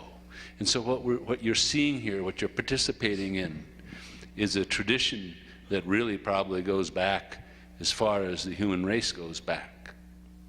It's only that in the United States, in our country, or in modern culture, it's been sort of interrupted and kind of denied. So I'm feeling very humble to sit here in this group of men. I know many of them, and I've known many of them for years. So anyway, you're participating in an honorable thing here, and you're treating us very respectfully, and I hope you understand that that respect is reciprocated.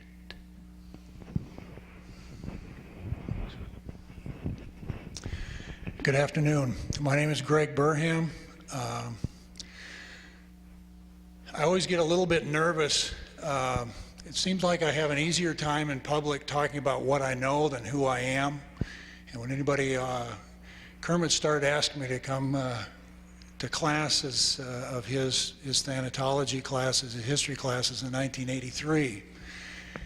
And every time I've come over to talk to students, to talk to anybody in public about Vietnam, I always get a little bit nervous about that. So, because it is more about ultimately who I am than what I know or what I've done. But I grew up in western Montana. I graduated from Sentinel High School in 1967.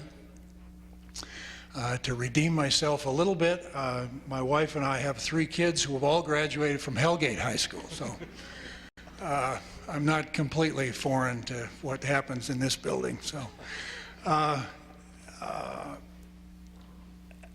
I was in the Navy from 1968 to 72. I spent most of that time with Underwater Demolition Team 22 and SEAL Team 2.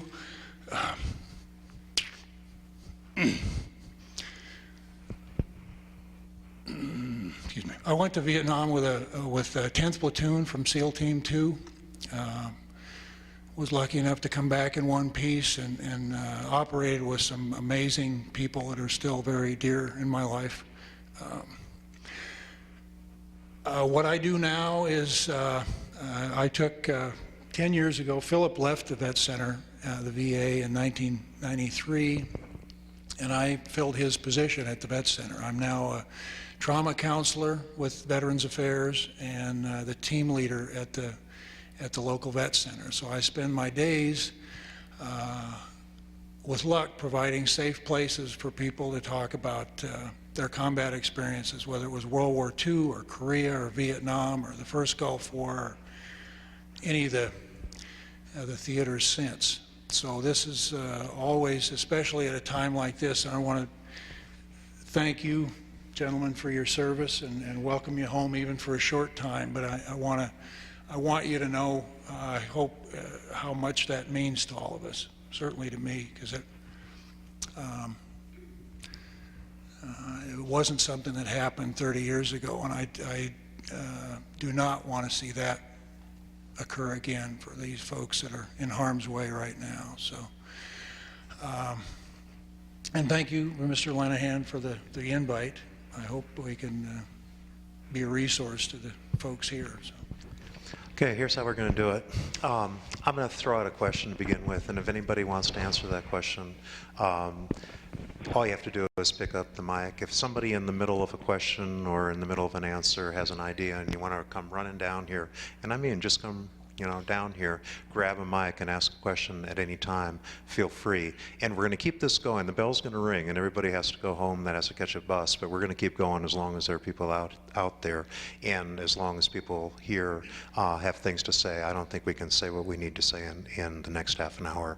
My first question is for anybody on the panel here. What is it that you think these young people need to know that you didn't know before you went into the military and went wherever it is that you went? What should they know that usually we don't tell them, so that when they make that choice, they know what they're getting into? That you're personally responsible for anything and everything you do in this life, whether you're in the military or anywhere else. So if you're Colonel Tibbets, the pilot of the Enola Gay that dropped an atom bomb in Japan, he personally made the choice to kill all of the people that he would kill from that, whether the country supported him, whether they ordered him to do it or not. Now, that sounds perhaps like an anti-war statement. It doesn't really matter relative to the whole war or peace issue or both sides of the issue, which side you're on. It matters what choices you make and the choices that you live with. And that's what you don't know when you're young and you go in and make those choices. I came home from Vietnam and wrote letters for conscientious objectors and helped them become conscientious objectors, as my younger brother was. I come from a family where my dad and uncles were World War II Korea vets. One uncle was a B-24 pilot killed in World War II. I enlisted and made the choice to go in the U.S. Army. I volunteered for Vietnam, and I went to a forward infantry camp. But what you need to understand is that you make a personal choice on what you're going to do, and you have to live with that. That's one thing I didn't know and that I now know. A second thing that I think is important is whether you are on the peace side of this and you go to anti-war movement things that have happened in the last year or whatever, or whether you're career military or thinking of going into the military, that if you can't listen to a person that has the opposing viewpoint with respect and with openness, not only merely respect, but without openness to what they're saying, what right do you have to your opinion? So whether you perceive me as an anti-war person or as a proud military veteran or any of the other people on this panel or any people at an anti-war demonstration or any people speaking up about the war or as career people, if you don't have a respectful opinion for their right to hold their opinion and you can't live in that world with them, what do you think America is about? So that's what I want you to know. It's not what particular viewpoint any of us up here or any other people from one end of the spectrum to the other have, but you have to live with the actions and choices you make, and if you think they're the right ones, that's what you'll be able to do. And if you don't, no amount of one side or the other of the spectrum convincing you that you're on the right side is going to help you live the rest of your life. Thank you.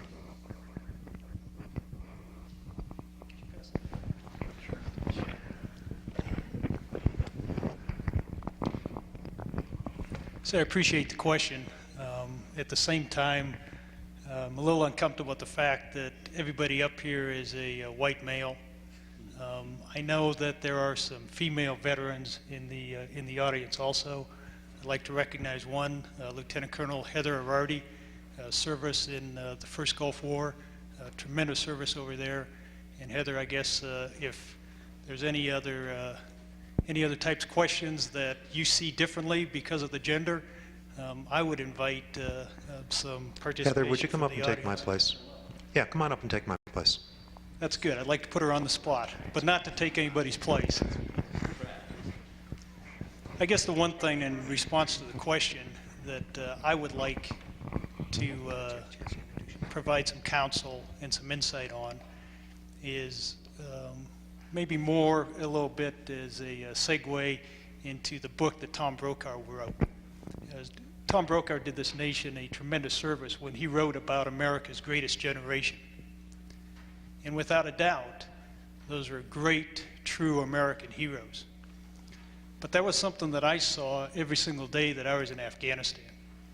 And I was serving with young men and women who are maybe the same age that some of you in this audience are, and maybe 1 or 2 years older. and that's all. I was with a light infantry division, and that tends to be the younger generation of America serving. Someday, maybe 10 years, maybe 20 years down the road, somebody needs to write a book about them and count them as America's greatest generation. I was inspired daily by their ability, the young men and women, because of the experiences that they'd already taken through life, because of the education that they had, because of what they knew as an intelligent part of our society. How day one, I could have those young men and women in a skirmish, a firefight where other human beings are dying. And then the next day, we could be at an orphanage, and they would be giving huge hugs to these young kids that didn't have parents. And their ability to make that transition was instantaneous. And I was mesmerized by that because I was unable to do that. I still had my game face on from the day before. I still felt uncomfortable reaching and hugging this kid after I had just done something, potentially, to somebody from their same nationality. At some point in time, I think that that's something I would throw out as advice and insight, is hold on to the values that you've gotten from your parents, the good values that you've gotten from your parents, the examples that you've gotten from society, and then trust in yourselves. Trust that you are going to make those right decisions because you do know the difference between right and wrong. And I saw that every single day I was there. Young men and women, ambassadors for the United States of America, ambassadors for the free world, making the right decision time and time again. Another thing that I would throw out is that in coupling with that is believe in whatever that service is. And when I left Missoula Hellgate, I didn't really anticipate that I was going to make the military a career. I knew that I had to find some way to serve the state and nation. I didn't know what that would be. It ended up being the military and ended up being the right fit for me. But I think everybody in a free society owes that society something. And it's important that you find some methodology to serve that society, whether it's the American Red Cross, whether it's a church group, whether it's a freedom for speech group, whether it's an anti-abortion or a pro-abortion. It doesn't make any difference, but that society needs to be served. And so I would throw out those as two elements as a partial way to answer the difficult question that the panel has thrown. Thank you.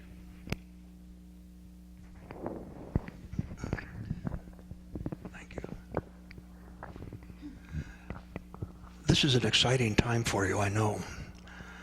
It's filled with terror and confusion and doubt and scary experimentation of self. You come into this world as a mere speck of nothing except the genetic code. And you are like a tree growing with concentric circles, an awareness of what mom and dad have put over the crib to attract your attention to motion and color, to help you with your ocular and your tactile senses. And pretty soon you have an awareness of the crib and the room and the home and the neighborhood. And you've all gone through that, but you're still in that process. Every other species, except human beings, come out of a marsupial pouch, an egg, a pupa. Within a short period of time, they've dried their wings or they've cast off the reptilian scales that they had before their entering in the world, and very quickly they become a fully fit, functioning representation of their species. We cannot do that. And people who ask you, why don't you behave like an adult? It's not fair, because you're not there yet. It's a process that you are in.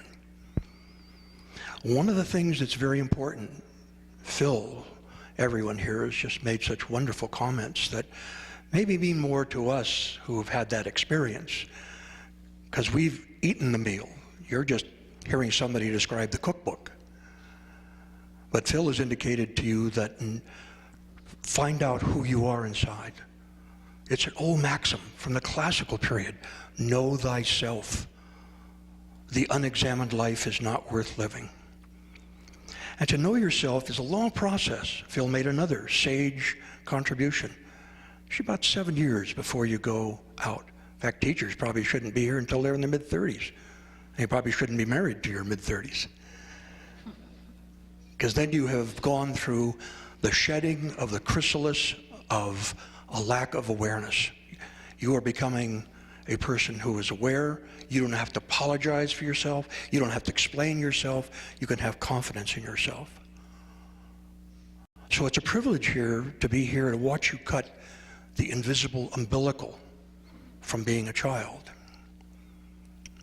A few of the things, I don't want to take up more time than I have. It's more of a prologue than any major delivery, but one of the things is that you have to, we recognize that you're very courageous. You're very brave. You want to be tested. Recruiting officers don't spend time with people like us. They do you, because you're hard chargers and you want to do something. And thank goodness in our society we're coming around to a sense of service, not just, I got mine, me first. I is the smallest letter in the vocabulary, but boy, does it get us in trouble.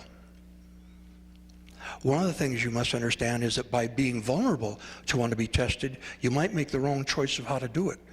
We're not an Aboriginal society anymore that allows the elders to give you a rite of passage, a chance to check yourself. What do? We come up and we say, here's the keys to the car, kid. Big deal. You've probably been driving unbeknown for 3 or 4 years. Here's the high school diploma, kid. You know that's no test. That's why you do some of the crazy, dangerous things you do. Because you are still reading the fine print in the contract with nature. You want to acquit yourself with the joy of survival in the face of a really testing event. Some of you will pick the military. Some of you might say, I want to have public service for 2 years. Thank goodness the Clinton administration finally opened the door to that. Others might say, I'm going to do rappelling and whitewater stuff where I risk my own kneecaps, but I'm not going to have the problem of having killed 2 or 3 young people in a desert dune or a tropic trail and then have them loom at the foot of my bed for the rest of my life saying, why did you kill me? I was young like you. I was seeking endorsement, validation. I was growing. So your choices are going to be very important in many ways. And I have lots of other thoughts, but you know, in our society, what's the opposite of speaking? Anyone? We'd like to think it's listening. What did you say? Silence? That can be very good. Our society isn't good at that. We're not good at modesty and muting thyself. How many think it's listening? I'd like to suggest to you, and I don't mean to put you down by saying, the adult has this thing, but the opposite of speaking is waiting to interrupt. We're an argumentative, confrontational, litigious society. And it's always easy to find evidence that support what you already believe in. The real test of an open mind is to be able to discuss, not argue. I do not like argumentation or debate. If I was a teacher, I would, still in the school, I would ask that the course be changed from speech and debate to listening and discussion. We can always find supporting evidence for what you already believe in. The real test of an open mind is try to work against that. Find reasons that you may be wrong. There's a lot of stuff facing you guys. It's not an easy journey. It's tough enough that if I was offered another lease on life, I would ask to please absent myself from adolescence. It's not easy. We admire your courage. And may I say this, in any speaking group, the most courteous of people are your age. College students tend to be interruptive and egotistical and rude, and adults carry that theme on too. I regret that I don't have day-to-day contact with people like you anymore, but it's a pleasure to have a little bit of time with you. I'll take a quick minute and introduce myself. As Colonel Cusker said, I'm a 21-year active duty Army veteran, still in active duty. I work at the university, but I also think of myself as a mother. I have 3 children. I have 2 high school children at Big Sky, and my youngest is 8. And that's a gender difference, I think. You know, as we all talk about ourselves and describe ourselves, that's part of who I am. The one thing that we all do have in common here is our service to our nation through the Army, the Navy, through guards or reserve assignments. So service is a common theme. But the thing that we all, as you listen to all of these impressive gentlemen speak, the service that they had to our nation, whether it was 3 years in Vietnam 30 years ago, or whether it's a 30-year career as a guardsman, it's been an incredibly formative event in their life. It's been something that has changed the way they view the world. It's helped them become the people that they are today. And I think that's something that service to the nation gives to you. It's a formative experience that frames the rest of your life. And I also appreciate the opportunity to be around young folks today, so thanks. One of the things that occurred to me when we talk about the greatest generation, I'm humbled in my workday to I'm sorry. We get to hear you again. The Colonel's comments about the greatest generation reminded me of in my work day, I have the great good fortune to listen to folks from World War II, folks from other generations talk about their combat service and many times tearfully grieve some losses, oftentimes talk about things that they've never spoken about before. But it's interesting to me within the veteran community.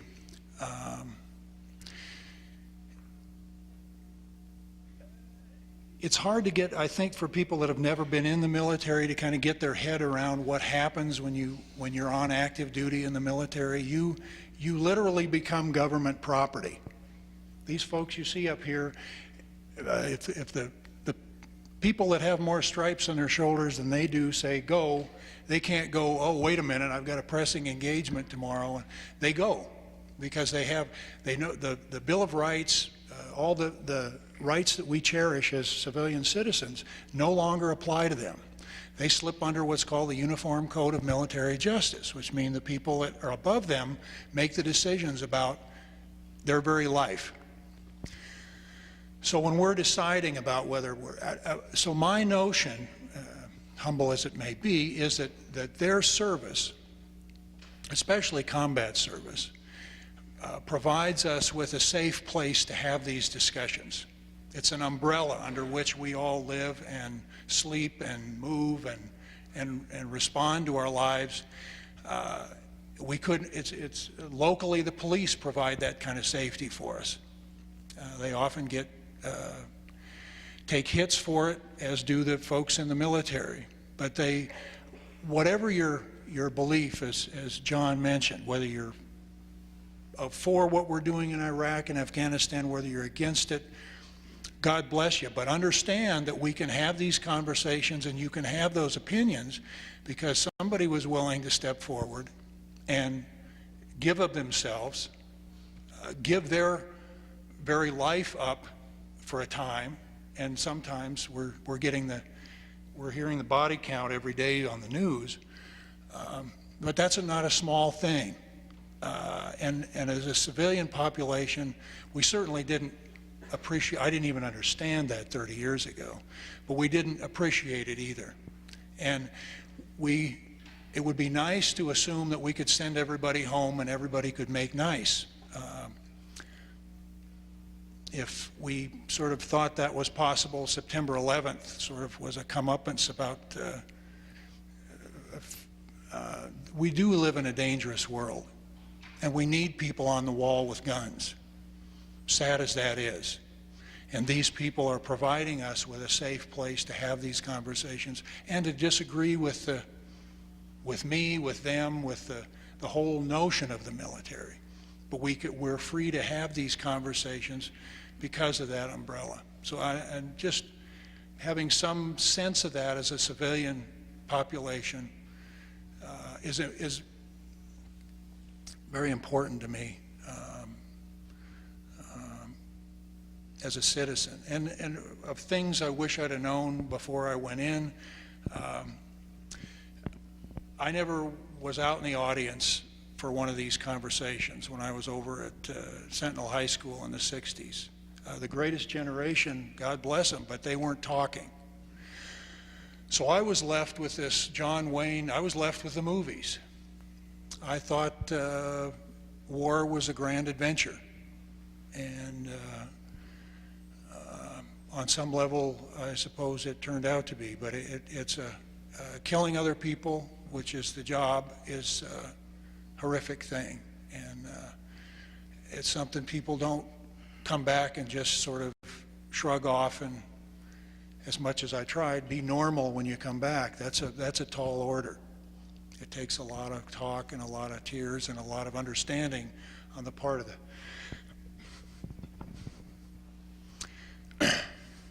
people around you to come back from that. So I mention all this because we're soon to be having these folks and their comrades in arms coming back to us. And how we treat them will speak louder about us than about them and their service, I think. So.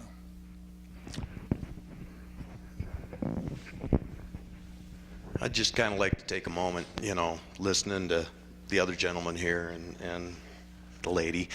For all of those that might be interested or even contemplating, maybe want to decide to join the military at any one time, whether it be next year, this year, or whatever. Not to try and sound like a recruiter or anything like that, but be more point blank about how things work.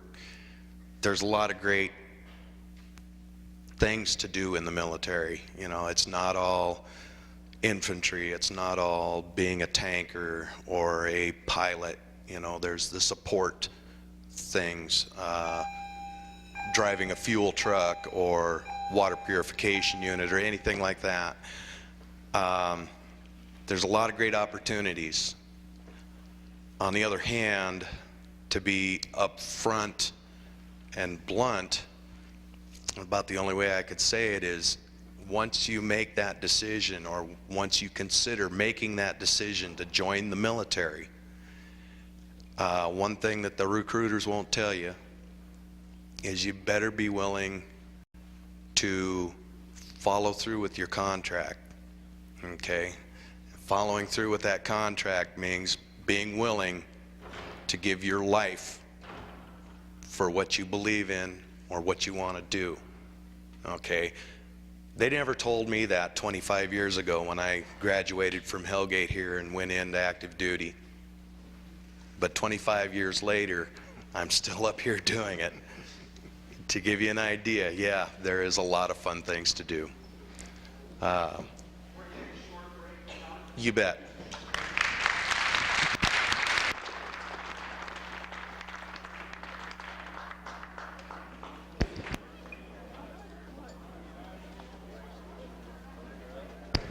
For anybody who wants to stay, do stay. We're going to continue talking after everybody's caught their buses. For those of you who have to leave, thanks for coming. Well, having been through the whole day, and there's a few of us have, both Steve and Phil and I, and Kermit have been here, and a couple more of you I see have seen all day long. I've been kind of blown away a little bit. I've been thinking, like Phil, the whole time about what all this means and how it's relevant to I keep on thinking what's relevant to what our generation, I'm the Vietnam generation, to the young folks who are going to be going over right now, and we never really quite got there. We were talking about what they needed to know and everything, but I'd like to throw it back to all of you. I still need to know more about this. I need to know more. What's the connection, Greg? I'm going to start with you if it's okay with you. I want to start with you. I want to throw this over to you and ask, do you think that that what you learned in Vietnam has anything to do with what's going on in Iraq and what's going on in Afghanistan right now? And at that point, maybe either Joel or maybe Robin or somebody can pick it up and talk. And Steve, I'd really like you to pop into that one too, if you would, and Phil. All right, so let's talk to the Vietnam people first. And do you think what you learned has any bearing on what's going on now? Well, it certainly does for me personally. Now, whether that translates into anything, again, I spend my days talking and listening to veterans, and what I don't hear any Vietnam era veterans wanting to reel things back 30 years and get a parade, and but I hear all of Vietnam veterans being very committed to not doing what we did 30 years as a civilian population. Now we're not doing to the returnees what was done to us. Whether you agree with the war or don't agree with the war, that's that. And the cynic in me fears that if this goes on too long, at some point becomes politically incorrect in a way that Vietnam obviously did, that we will turn on the people that are protecting us. And that would break my heart at that. And it's something that I hear daily from other veterans, that they don't want anybody to pat them on the back. They don't want anybody to take them to lunch. What happened to us, but please don't do that again.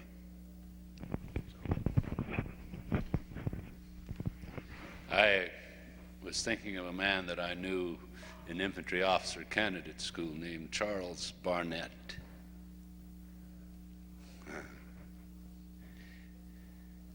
He had been over he'd served a tour in Vietnam as an enlisted man, and he had been wounded once or twice. He came back, and he had decided that too many men were being wounded needlessly, killed and wounded needlessly, and he decided that the only thing he could do about it was to learn to be an officer and go back and save lives. I think Charlie Burnett was a saint, and I don't use that word lightly. I think that the best, I was going to say some of the best men that I've known were professional soldiers. I think at the best, to me, they're like, and I'm using some strong language, but to me, in some ways, they're like priests. And I'm talking about the ones who know who they are, know why they're doing it, and they know, they understand what's at stake, and they accept the risks, and they enter into that experience anyway.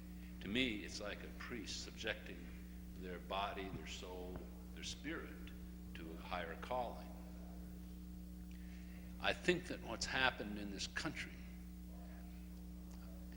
in some cultures, in other times, certainly with Native Americans, they understood that.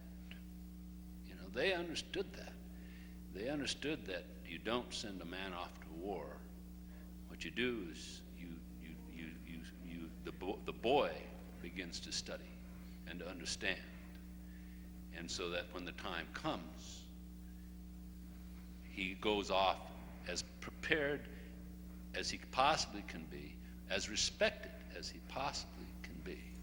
I think that we have a kind of almost a careless, even a contempt in this country for war. We don't respect it. And that carries over then, if we don't have a respect for war, then obviously we're not even going to begin to truly respect the men who go off and perform it. One of the things that we do is we vacillate between the contempt that we displayed for Vietnam veterans to this kind of almost bizarre deifying, with their heroes. They're either heroes or they're losers. And when in fact what we have is somewhere in the middle where we have human beings, because heroes don't suffer. Not really. We reward them, we give them medals, we give them the parades, and then they can be heroes and leave them alone. One of the things that happened after World War II was the people who came back with emotional and psychological problems. We forget this, but the best generation who came back from that war with psychological and emotional were treated with absolute contempt. I think that we don't really understand the soldier, and I say the word soldier with a capital S, as a culture. I think the military is probably beginning to struggle with that, but I think it's just a beginning. I think there's some profound issues here, and a lot of the things we talk about are really kind of they're symptomatic. They're on the surface of all of this. When you go into the military, you're not just putting your body at the service of the country. I think most men who served in Vietnam and most men who served in war, if they're really thinking about it, will admit that dying isn't the worst thing that can happen to you.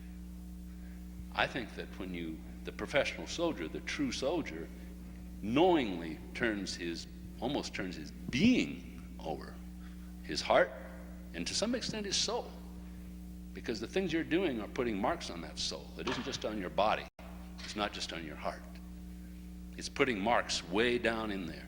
And that's perhaps, and I'm winging it here, I don't know anything. I'm talking from my gut. This is what I feel, is that those marks are perhaps the most profound sacrifice that's made.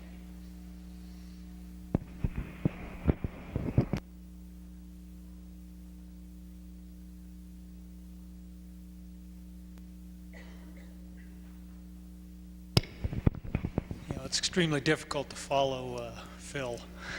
These are profound comments.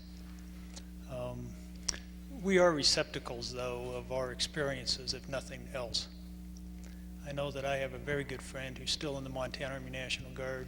He's a infantry colonel, served in Vietnam, a very good friend of mine, and without a doubt an American hero. When he got off the plane in Los Angeles, he had a bucket of blood thrown upon his Class A uniform.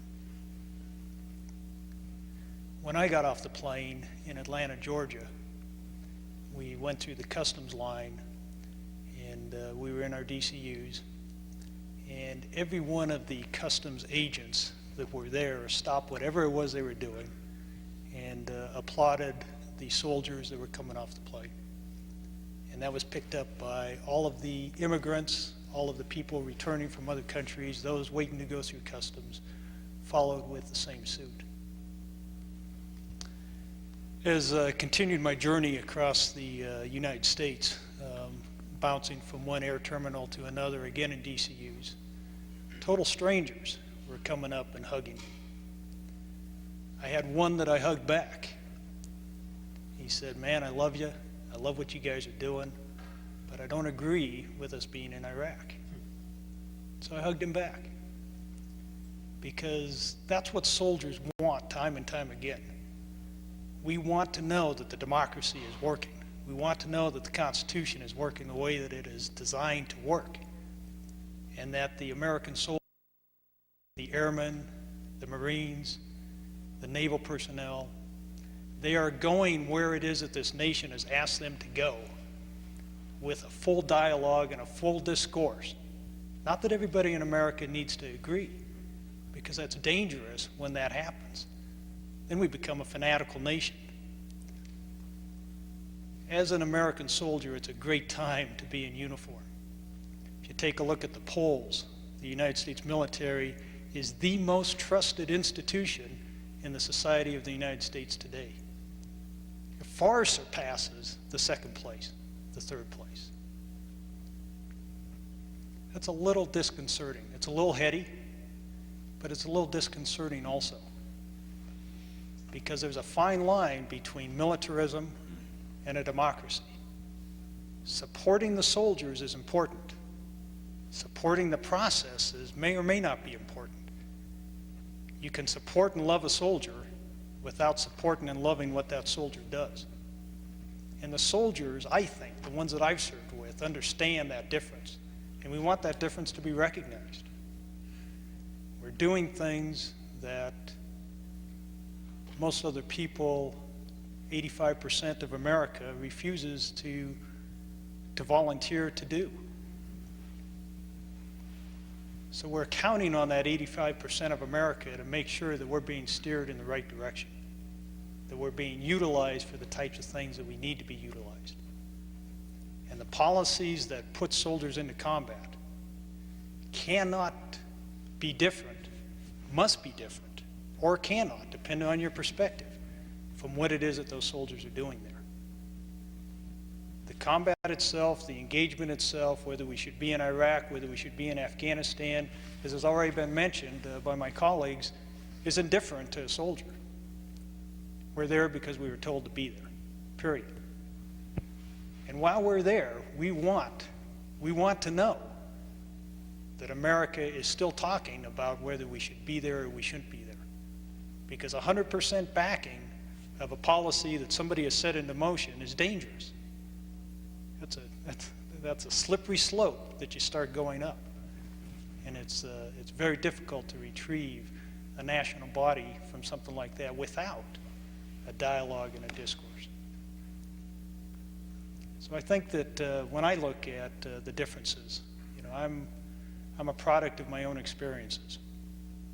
And it was a great feeling to be in the coach class and to have a stewardess come back and say, "Sir, we have a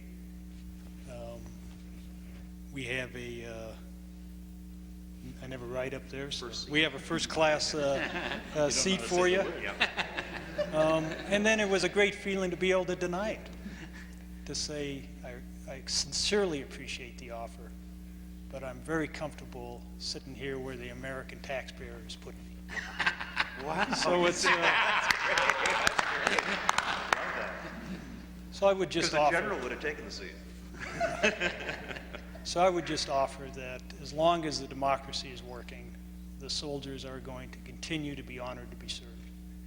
And there is a difference between the way I was received, at least what I've heard from some of my closest friends, the way that they were received when they returned from Vietnam.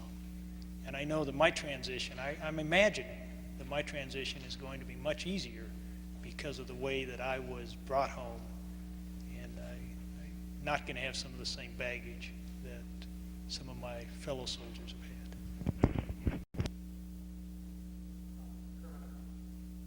Yeah, Kermit, I want to ask you a question.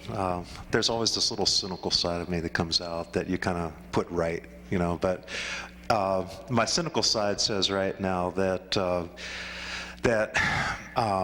and I don't even know whether I totally believe what I'm about to say, but just to be the devil's advocate on this one, that it plays into the administration's hand if the American people is rallied, using the Vietnam veteran almost as a scapegoat, to rally around the American cause and support the American soldier, no matter what the American soldier does, which puts the American public in a very strange situation of not really being able to be too critical, because you do have to support those troops, which is a way of supporting the government, which allows things to go on that maybe are not right.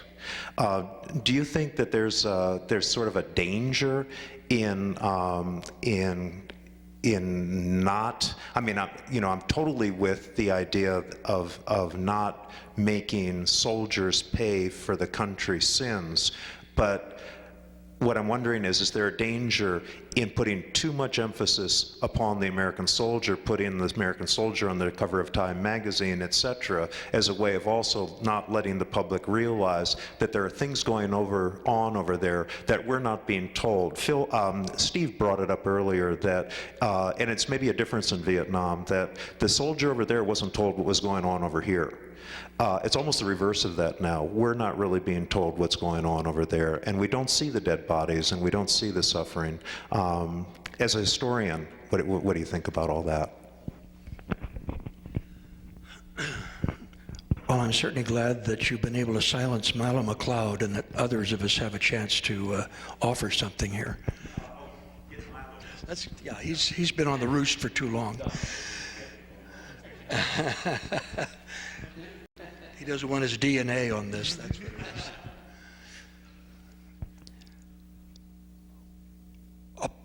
is. Democracy is wonderful. We are born as individuals, as you know, and we'll have only one volume on the shelf of humanity that encompasses us. A lot of connections, a lot of similarities, a lot of rhyming, but you're truly all unique individuals. It's wonderful, especially in a society that quite often overemphasizes individual right, personal freedom, possession, and whatnot, to the point of where we become selfish hedonists. We say, I got mine, without recognizing that as really good analytical primates, we have a responsibility to the group. A crowd finds it easier to cheer than to think. Mobs are a monster. Mobs are an aberration. And we all feel in our tight little insignificant grain of sand, blade of grass selves that we do not matter. That we're the personification of mediocrity. We love to be riding a swell that ennobles us, that expands us, that makes us more than we are. Fascist Germany would never have succeeded. This was the most educated nation in Europe. But creatures of the back alley and the midnight entry and rear doors came up to dominate a whole society.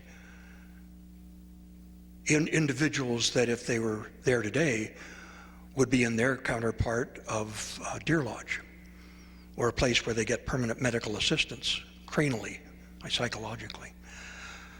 So while support is necessary, and the soldiers appreciate that, and that was one of the great deficits of Vietnam, and it's been echoed by Schwarzkopf and Powell, and we are not going to go to war again unless there is public support. You've got to be careful about what that support is.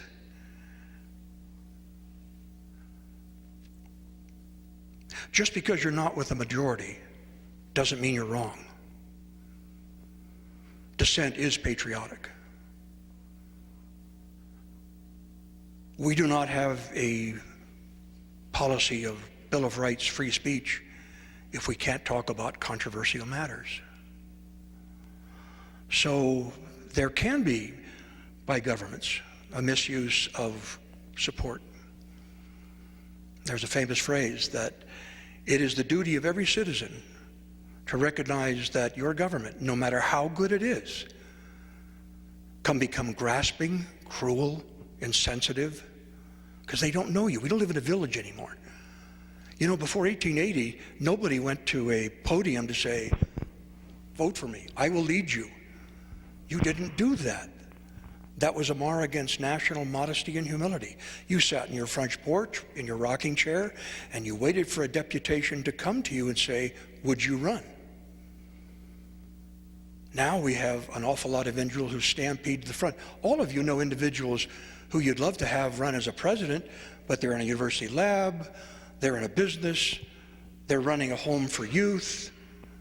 Every time I see Hamid Karzai, I would love to have that man as a president. Every time I see, who's the gentleman, the head of the UN, Kofi Annan, what a soul, what a mind that man has.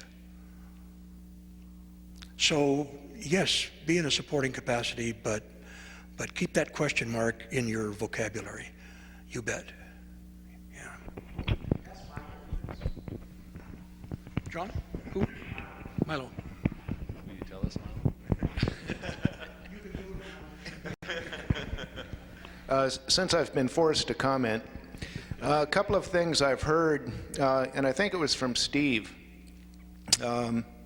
said he really didn't know what was going on in the States. And when were you there, Steve? 68? Okay. Not to contradict Steve, but I imagine he was pretty busy working on his boat most of the time. I was a grunt. I was in the infantry. And in the field, about every 3-4 days, we'd get resupplied with hot food, water. And occasionally we'd get the Stars and Stripes, a Time magazine. We didn't have a lot of time to read it, but nevertheless, you could kind of keep up with what was going on in the States. And by '69, we certainly knew that the war was becoming very unpopular in the States. When I came home, I didn't have a bucket of blood thrown on my Class A's, but certainly didn't have a warm homecoming either. I came home and that was about it. Life had gone on in my community as if I'd never left. Likewise, when I returned to college at University of New Mexico, people didn't know I'd been gone for 2.5 years. And if you told them that you'd been in the service, you were in Vietnam, they looked at you like you were some sort of a chump. Later on, when Kermit and I went to the Gulf War and returned, I'd have to say that the reception was much warmer. We were welcomed home as heroes, not that we were heroes. We went over and did our job. But again, that was only about 6 months in duration. When I was in Vietnam, I got there in 1969, and the war at this time was literally,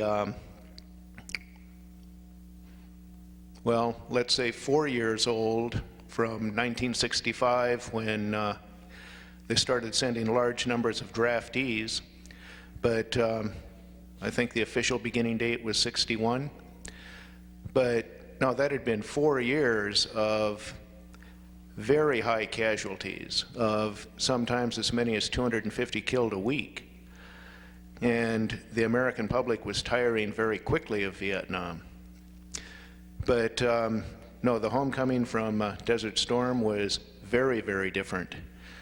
My last activation was a little over a year ago at Special Operations Command in Tampa, Florida.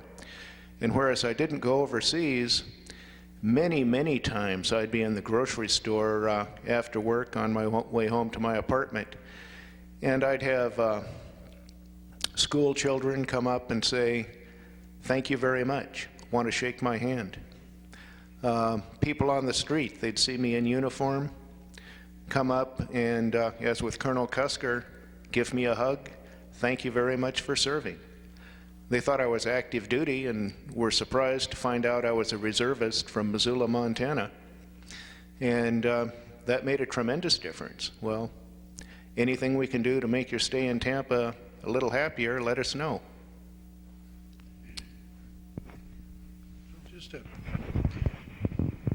I don't want to take up too much time, but just a quick comment, and it has to do with Greg's notion of dissent. I think, as Colonel Cusker mentioned, the military recognizes that that's what they're protecting us to do. I think if you disagree with the policy, for God's sakes, disagree with the policy, and let somebody know that has some influence on the policy. I mean, kids are going to come back to Missoula. They didn't decide whether to go to Afghanistan or Iraq. Focus your ire on the people that can do something about it. The military has, in this country, the president is commander-in-chief. The military is under civilian control for a good reason. They're the people that are making the decision. Please focus and disagree vehemently, but let the people know that are making the decisions, not the people that are just putting their ass on the line to make all this work. If that... You know, I'm going to address this, but I'm picking up that there's been some little bit of hassles or problems here at Hellgate between people who... Let me talk about that. That's a good. Is it okay if I do it? I'll give it right back to you. Absolutely. Okay. Here's what's going on in my classroom. We've been talking a lot about that and these issues, and the kids have been absolutely great, Greg. You don't have to worry about the kids not supporting the kids who are going. They do, totally. And it's really kind of interesting how they support them. I had them read the most recent information that says that most of the people who go into the military are going in from small towns. A lot of them that are going into the military are from lower socioeconomic levels. A lot of the people who are going into the military now are people who see the Army and the services as a way of getting ahead in life, to better their outlook.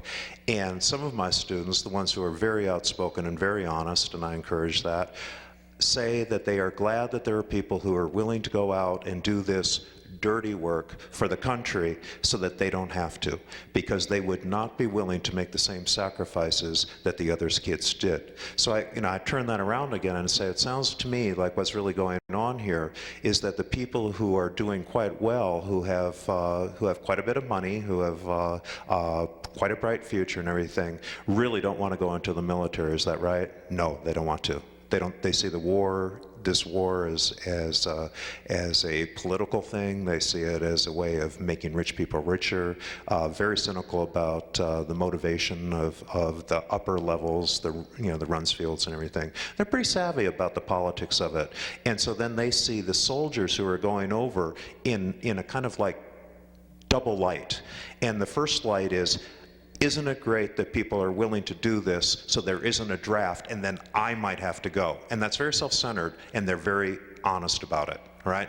Number two though, is they feel sorry for the poor chumps who go, right? So they're damn glad it's not them, and they feel sorry that it's this other kid who doesn't have the advantages that they have and are not going to college and don't have these big grandiose plans for the future. And that's where they're at.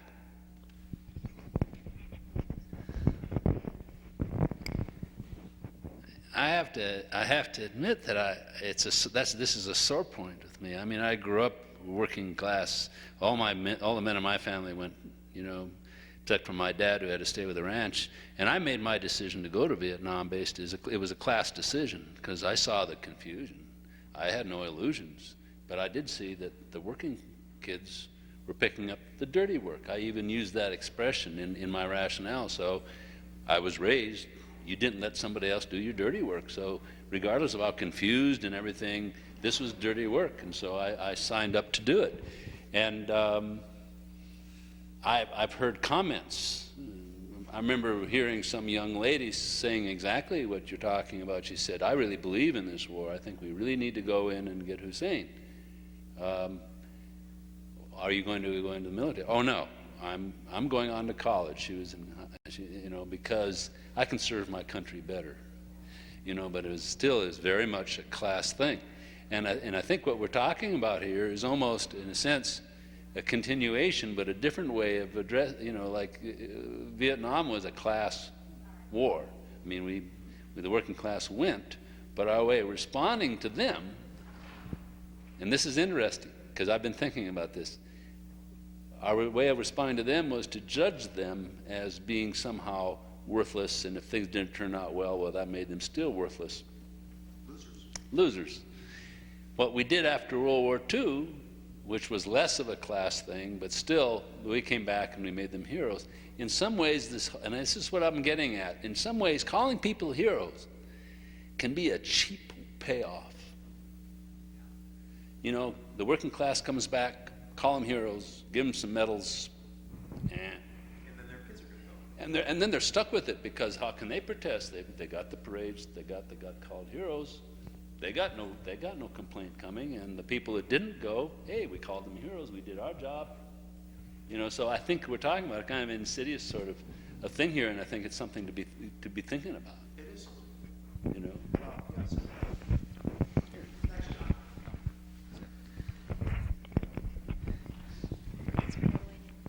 Well, I agree with virtually everything I've been hearing and appreciating it much. I feel like an audience member as well as a participant here. I came home in the fall of '69 and right off the plane into class at the college here. And I don't remember people thanking me. Any of the thanking or the things that have been mentioned here tend to be in more recent years, since way after the Vietnam Wall, and much more recent years, and often in context like around the wall or somewhere where there's a context of appreciation going on. But I'm not sure, and part of this is just the way I was raised, and I think most of us were raised, is it's easier to give a compliment than to receive one, and so I never was really looking for compliments or thanks or anything, but I think there's something behind it. I'm looking at the flags here on the uniforms and the flags all over our society and everything, and we hear this term flag waver, and it kind of, different people use it and throw it around positively and negatively in different ways. And I wasn't raised in a flag waver kind of a family. Ours believed in public service, serving your country, being honorable duty, the barn raising. My parents both grew up on farms. And so it was more the notion that that you owed something for the gifts you were given in the family and in the community and in the society, and you owed back. And so I came from a family of veterans. But I also had a younger brother who was a conscientious objector, and a cousin my own age that was a conscientious objector, a cousin my own age that was on one of those flat front boats in the rivers in Vietnam. And our family stood behind the Vietnam veterans and the conscientious objectors, and whether the fathers were World War II veterans or not, there wasn't any distinction made there, because everyone was serving, everybody was honorable, everyone thought it through and made a choice. And so I'm still not looking for any thanks. I'd rather turn it around the other way and say to the people, what did you do to serve your country? What are you doing? As was mentioned, I don't know if it was Colonel Cusker or someone else said that, but about whether you're working for the Red Cross or the Peace Corps or AmeriCorps. But I feel so strongly about it, I want to say to our country, what is the matter with you that you don't ask and require and to go on and enjoy the fruits of our society, somehow cause young people to all have to give public service? In other words, why should a person be able to be admitted to college in our society with the gifts of the 18 years that we tend to receive, even the poorest and certainly more the richest, but why shouldn't they have to give back before they're allowed admission? We're talking about you can or can't get into college or get financial aid because you're for or against the war or this or that or the other thing and everything. Why don't we stop arguing about all that and say, what service have you given to your country? Okay, now you can. Whether it's uniform service, a Peace Corps, AmeriCorps, whatever. And this conscientious objector argument and everything. Why does someone have to be judged whether they're valid as a conscientious objector? Why does it matter if they're a coward or they have good religious beliefs or something else? If everybody is expected to serve in that citizen soldier kind of notion that is kind of a little bit difficult in Israel now because of their situation, but Switzerland and the Scandinavian countries, why don't we ask that of ourselves in this society? And why aren't veterans asking that? And why aren't adults that have life experience and realize what it's like to have grown up and worked for what they got, and to see that their parents got even less and gave them more, and then to let each generation as we go get a little bit more self-centered and into some of the discussions in the classroom? At least it sounds like some of your students are honest, perhaps, yeah, about it. Okay, so that's my spiel on that. But I want to say one thing about the what you said, what would Vietnam veterans say right now? You know, in Vietnam, it was you couldn't see anyone, and even with Agent Orange and everyone else and defoliating, you still couldn't see, and you never knew how many were out there and if you were going to die. And I was in this forward infantry camp, and I felt like I was in a very safe place, and we were rocking and attacked and overrun and everything else. I mean, but I felt I was a lot better off than the grunts in the field and everything, and my cousin getting shot at on the river, because it's harder to run on the river. I don't know, but or hide, but. I'm thinking now, what do I say now from 69 now? I'm thinking I went there at 21, old, as was pointed out, Steve. But Barry Williams is going there at 56. Now, Barry has assured me, but of course his wife was listening when I was talking to him, that he's going to a safe place, you know, and he's not worried, and he's got the maturity of his life ahead of him. But the hurry up and wait notion in the military could be translated down in the down and dirty to an awful lot of boredom and drudge and uncomfortableness mixed with sheer terror for combat veterans. Now, that's not true for all. Some had almost constant terror. But for a very large amount of even combat veterans, it was that little bit of terror mixed in the other. And that's like Russian roulette playing Russian roulette with a gun. Who's going to get it next and everything? And so the veterans that get killed and the veterans that lose their limbs and come home, you know, and have wounds are nothing compared to the cost to society of the psychological wounds and to the cost to the family and friends of those people and the psychological wounds. So when I think about coming home from Vietnam so long ago that sometimes I wonder if I read a story about someone else versus the horror I saw myself. And I think Barry's going into that, and all those other soldiers, whichever are more or less, they don't know from moment to moment if it's a month of total uncomfortable sand and everything drudgery, or they're the next one that's going to watch their buddy die, or they're going to die. And then what that does to the family. And how am I supposed to talk to Barry's wife and son, or anyone else that I know that's currently involved in the military? That's what I think about as someone that didn't make a career in the military and really hasn't had much to do with military things, you know, since 1969. There isn't a day goes by as I read the paper and think about those unknown soldiers out there all over the world, that terror and what that terror is going to do to their life. So they're paying a price that the ones that would go in the Peace Corps, AmeriCorps, or Vista that I'm saying everyone should expect themselves to do and everyone should expect them to do. What terror are they going to pay in that same way? And, you know, this is like arguing that the Army's worse than the Air Force because they flew over, and, you know, and the grunts are worse than the ones back in base camp and everything. You know, and I don't want it to sound that way, but where's this notion of public service in our society? And what is it, just too hard for the World War II generation, the Vietnam generation, to keep saying that to their kids and to pass laws that way? Are they too afraid or lazy or what? You know. That's excellent.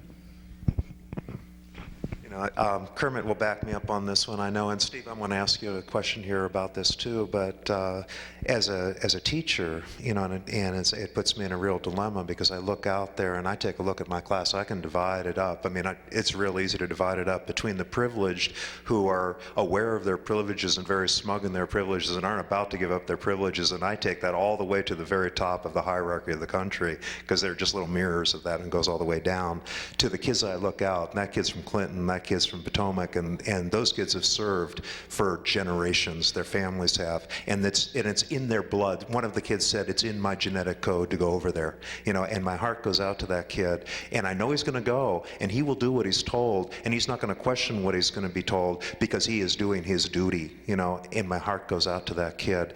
Then at the same time I'm thinking of that as teacher, I'm also thinking about me as father, because I've got 3 sons right now, all of who are right at the age where if there's a draft it's instated, they're right there at draft age. And as the gut notion of a father is, you know, as a parent, is that if this is a political thing and it's a political game and oils is what's at stake, and, you know, I'm thinking all of these things in the back of my mind, and I take a look and I said, oh geez, do you know what you're doing? And they know damn well what they're doing. They're going to go, because that's part of this country. And the other part of me is saying that, do I want my son to go? And in my heart, I have to say no. Steve, you said something real important. If it's okay, I want to give it to Steve real quick, because he's been kind of quiet there on the end listening to all this. And I know the man. His mind's working 1,000,000 miles an hour faster than anybody else up here, probably. And you said that you can stay apolitical. And I have a tremendous admiration for people who can. But another part of me is saying, that's sort of bullshit, Steve. I think you've got some politics going there too. And I was wondering, how do you deal with that with your own children, knowing how the military is and what you went through and what the country's like? How do you deal with that when you know, the dad side of you, how do you deal with that and stay apolitical, or can you? I think probably, is this sucker working?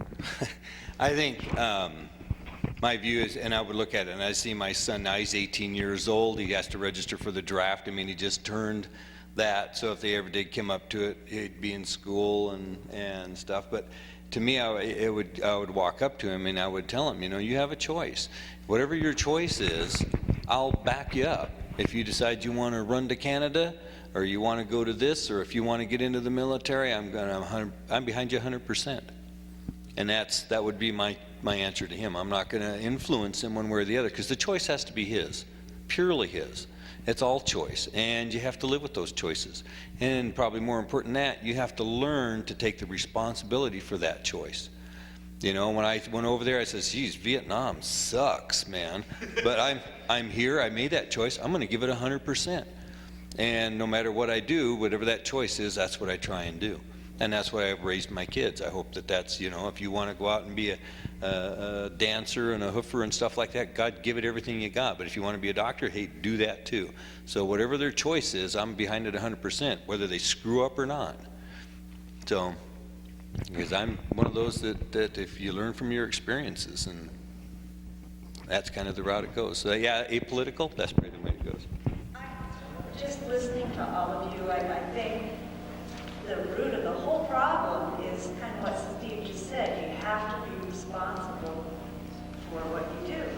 And I think that our generation, and a little bit older than I am, or no, the next generation, younger, went through a phase where it was so comfortable to live in America. And we didn't have to worry about war, and war was not, you know, anything, so there's nothing to go out there and fight for or serve for or anything. And I think because of a reaction to that, that's brought us to where we are. Our society has just kind of gotten lazy, and, you know, because we've had, you know, a lot of well-to-do and a lot of wealth, and the kids all get what they want, you know.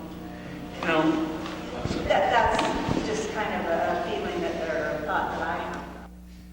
You know, one of the things we're doing here is sitting here talking about how kind of almost, you know, these poor people like myself, who served, and these lucky people over here who don't serve. I don't agree with this. I feel no regret about having served. There are rewards for it. And I think what's missing is the young people that isn't being discussed, the rewards for having served. You know, I'm probably going to last another 20, 30 years, and when I'm laying there, I hope to God I'm not laying there thinking, hey, I got through that pretty easy, you know, I didn't serve. You know, I want to be laying there thinking I did something. That's going to be part of my conscious process. The kids, I have a feeling, aren't being taught the rewards. They're being taught the rewards for not serving. That's how they think.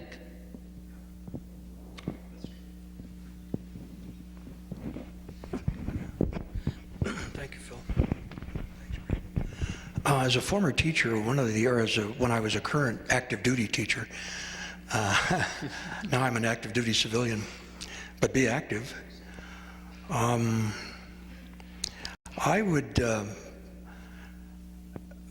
let me start this way. I'd like to follow up on what John has talked about, and Steve and others, and that's the thing that bonds soldiers when you are on the battlefield are not flapping flags, not religious symbols, not loyalty to the lieutenant colonel who gave you a real zippy speech before you went out to the FLP. It's how you behave in the image, in the view of your comrades. Do I acquit myself well? I didn't let somebody down. I accepted that danger, even if I was scared to death. You know, some people go into something that is given the title courage, who don't know the dangers. That's not courage, that's something else. But somebody who knows the dangers and they go in there anyway, that's real courage.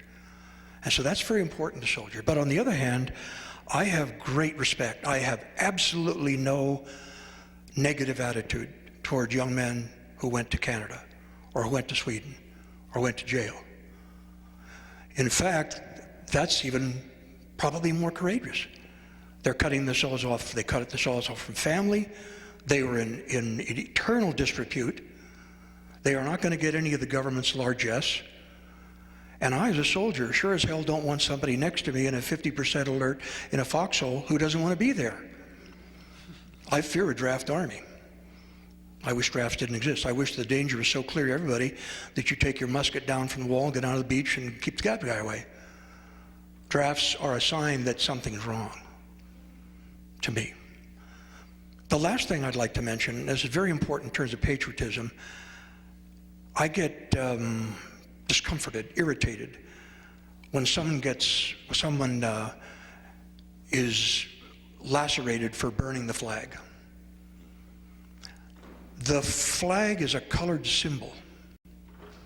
What I get angry about is a symbol of this part of the earth. To me, the highest patriotism is the protection that we can give as environmentally aware and conservation-oriented people. It doesn't matter what kind of a house you have if you don't have a fit planet to put it on.